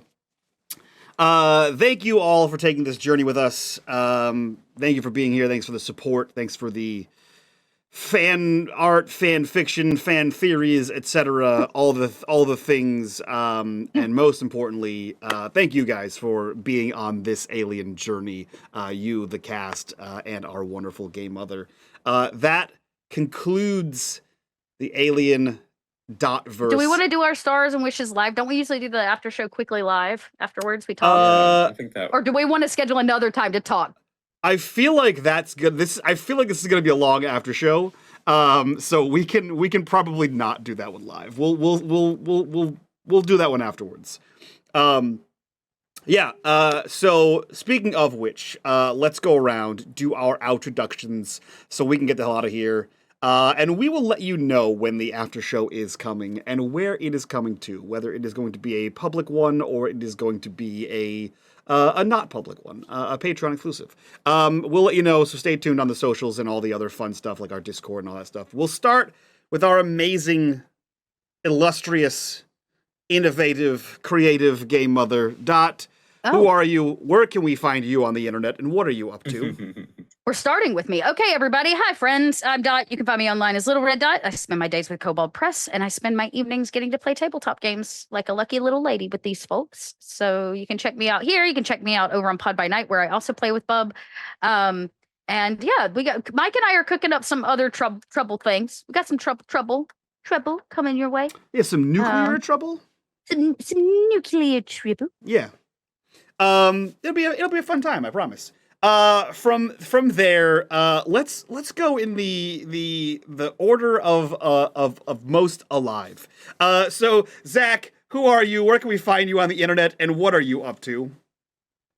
Yes, most alive. I will gladly take this final achievement.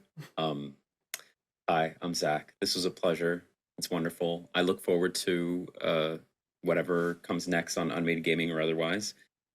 Speaking of which, you'll find me, for the most part, on Twitch on the Arvin Eleron channel. Right now, I'm in the midst of the Expedition from the Mysterious Peaks campaign, where I play a alien octopus doctor celebrity. And then you'll also find me there on the Our Vocalists, where we voice act text-based games. Right now, we're doing the Banner Saga, I think, and then we play lots of Ace Attorney. And then on my own channel on Thursdays, where my friend Maddie and I are impending finishing Divinity Original Sin 1. Good luck. We get to that gate. If you have ever played Divinity 1, you get to the gate and you're like, I'm ready to do the final boss. And the gate's like, get more star stones. Yeah, sucker. So we're getting more star stones. And then we're going to go on to Divinity 2, which is an amazing classic game, before Baldur's Gate, and we've never played it. And then in other spaces soon, one day, maybe, I will DM my own actual play. But right now, it's all in plans. Okay. So, a pleasure, and thank you. Hell yeah. Meta, who are you? Where can we find you on the internet, and what are you up to? I'm second most alive, and I'm Metamancer. You guys can find me on YouTube as Metamancer and in Discord lurking about. Just ping me and I'll show up and cause chaos and then run away again. That's about it. Like Beetlejuice. Yes, exactly like Beetlejuice. Just say her name three times. Just tag her 3 times in Discord and she'll show up and sow chaos. Yeah. Yeah, more things to come in the future, TM. Perfect. Cool. I think this is the first time I'm saying it publicly. I will say publicly, you'll definitely see more of Meta at a minimum this September for Atari Midnight coming this September. Cannon's back. Yeah, we're Sorry, back, Finn. baby. Season fucking 17. I don't know. I don't know. Nine seasons Too in a many movie. years. 10 years later. And last but not least, our technically never alive and now woefully dead inside synth. Bub, who are you? Who are you? Where can we find you on the internet? And what are you up to, my friend? Hi, I'm eternally suffering, apparently. I'm Bub. You can find me over on twitch.tv/Bub Talks. When life is not being an absolute bitch, you can find me there telling stories, laughing at dick and fart jokes, and wishing I was playing in so many more games like this for the next 3.5 years. I'm doing things. Vampire, lots of Free League stuff coming up. Hopefully more things here. It would be excellent to do that. Agreed. Just holler at me. Come find me. I'm available. You only have to tag him once in the Discord and he just shows up. So, It's true. unlike Beetlejuice. It's true. That is it. I'm just a problem. That's true. That's true. I befriended him years ago and I can't get rid of him. That being said, that is it for all of us. Thank you so much for being on this space journey where to kill us, Dot finally just had to let us kill ourselves. I gave up at some point. That is it for us. We will see you guys next time. So from all of us to you, bye-bye.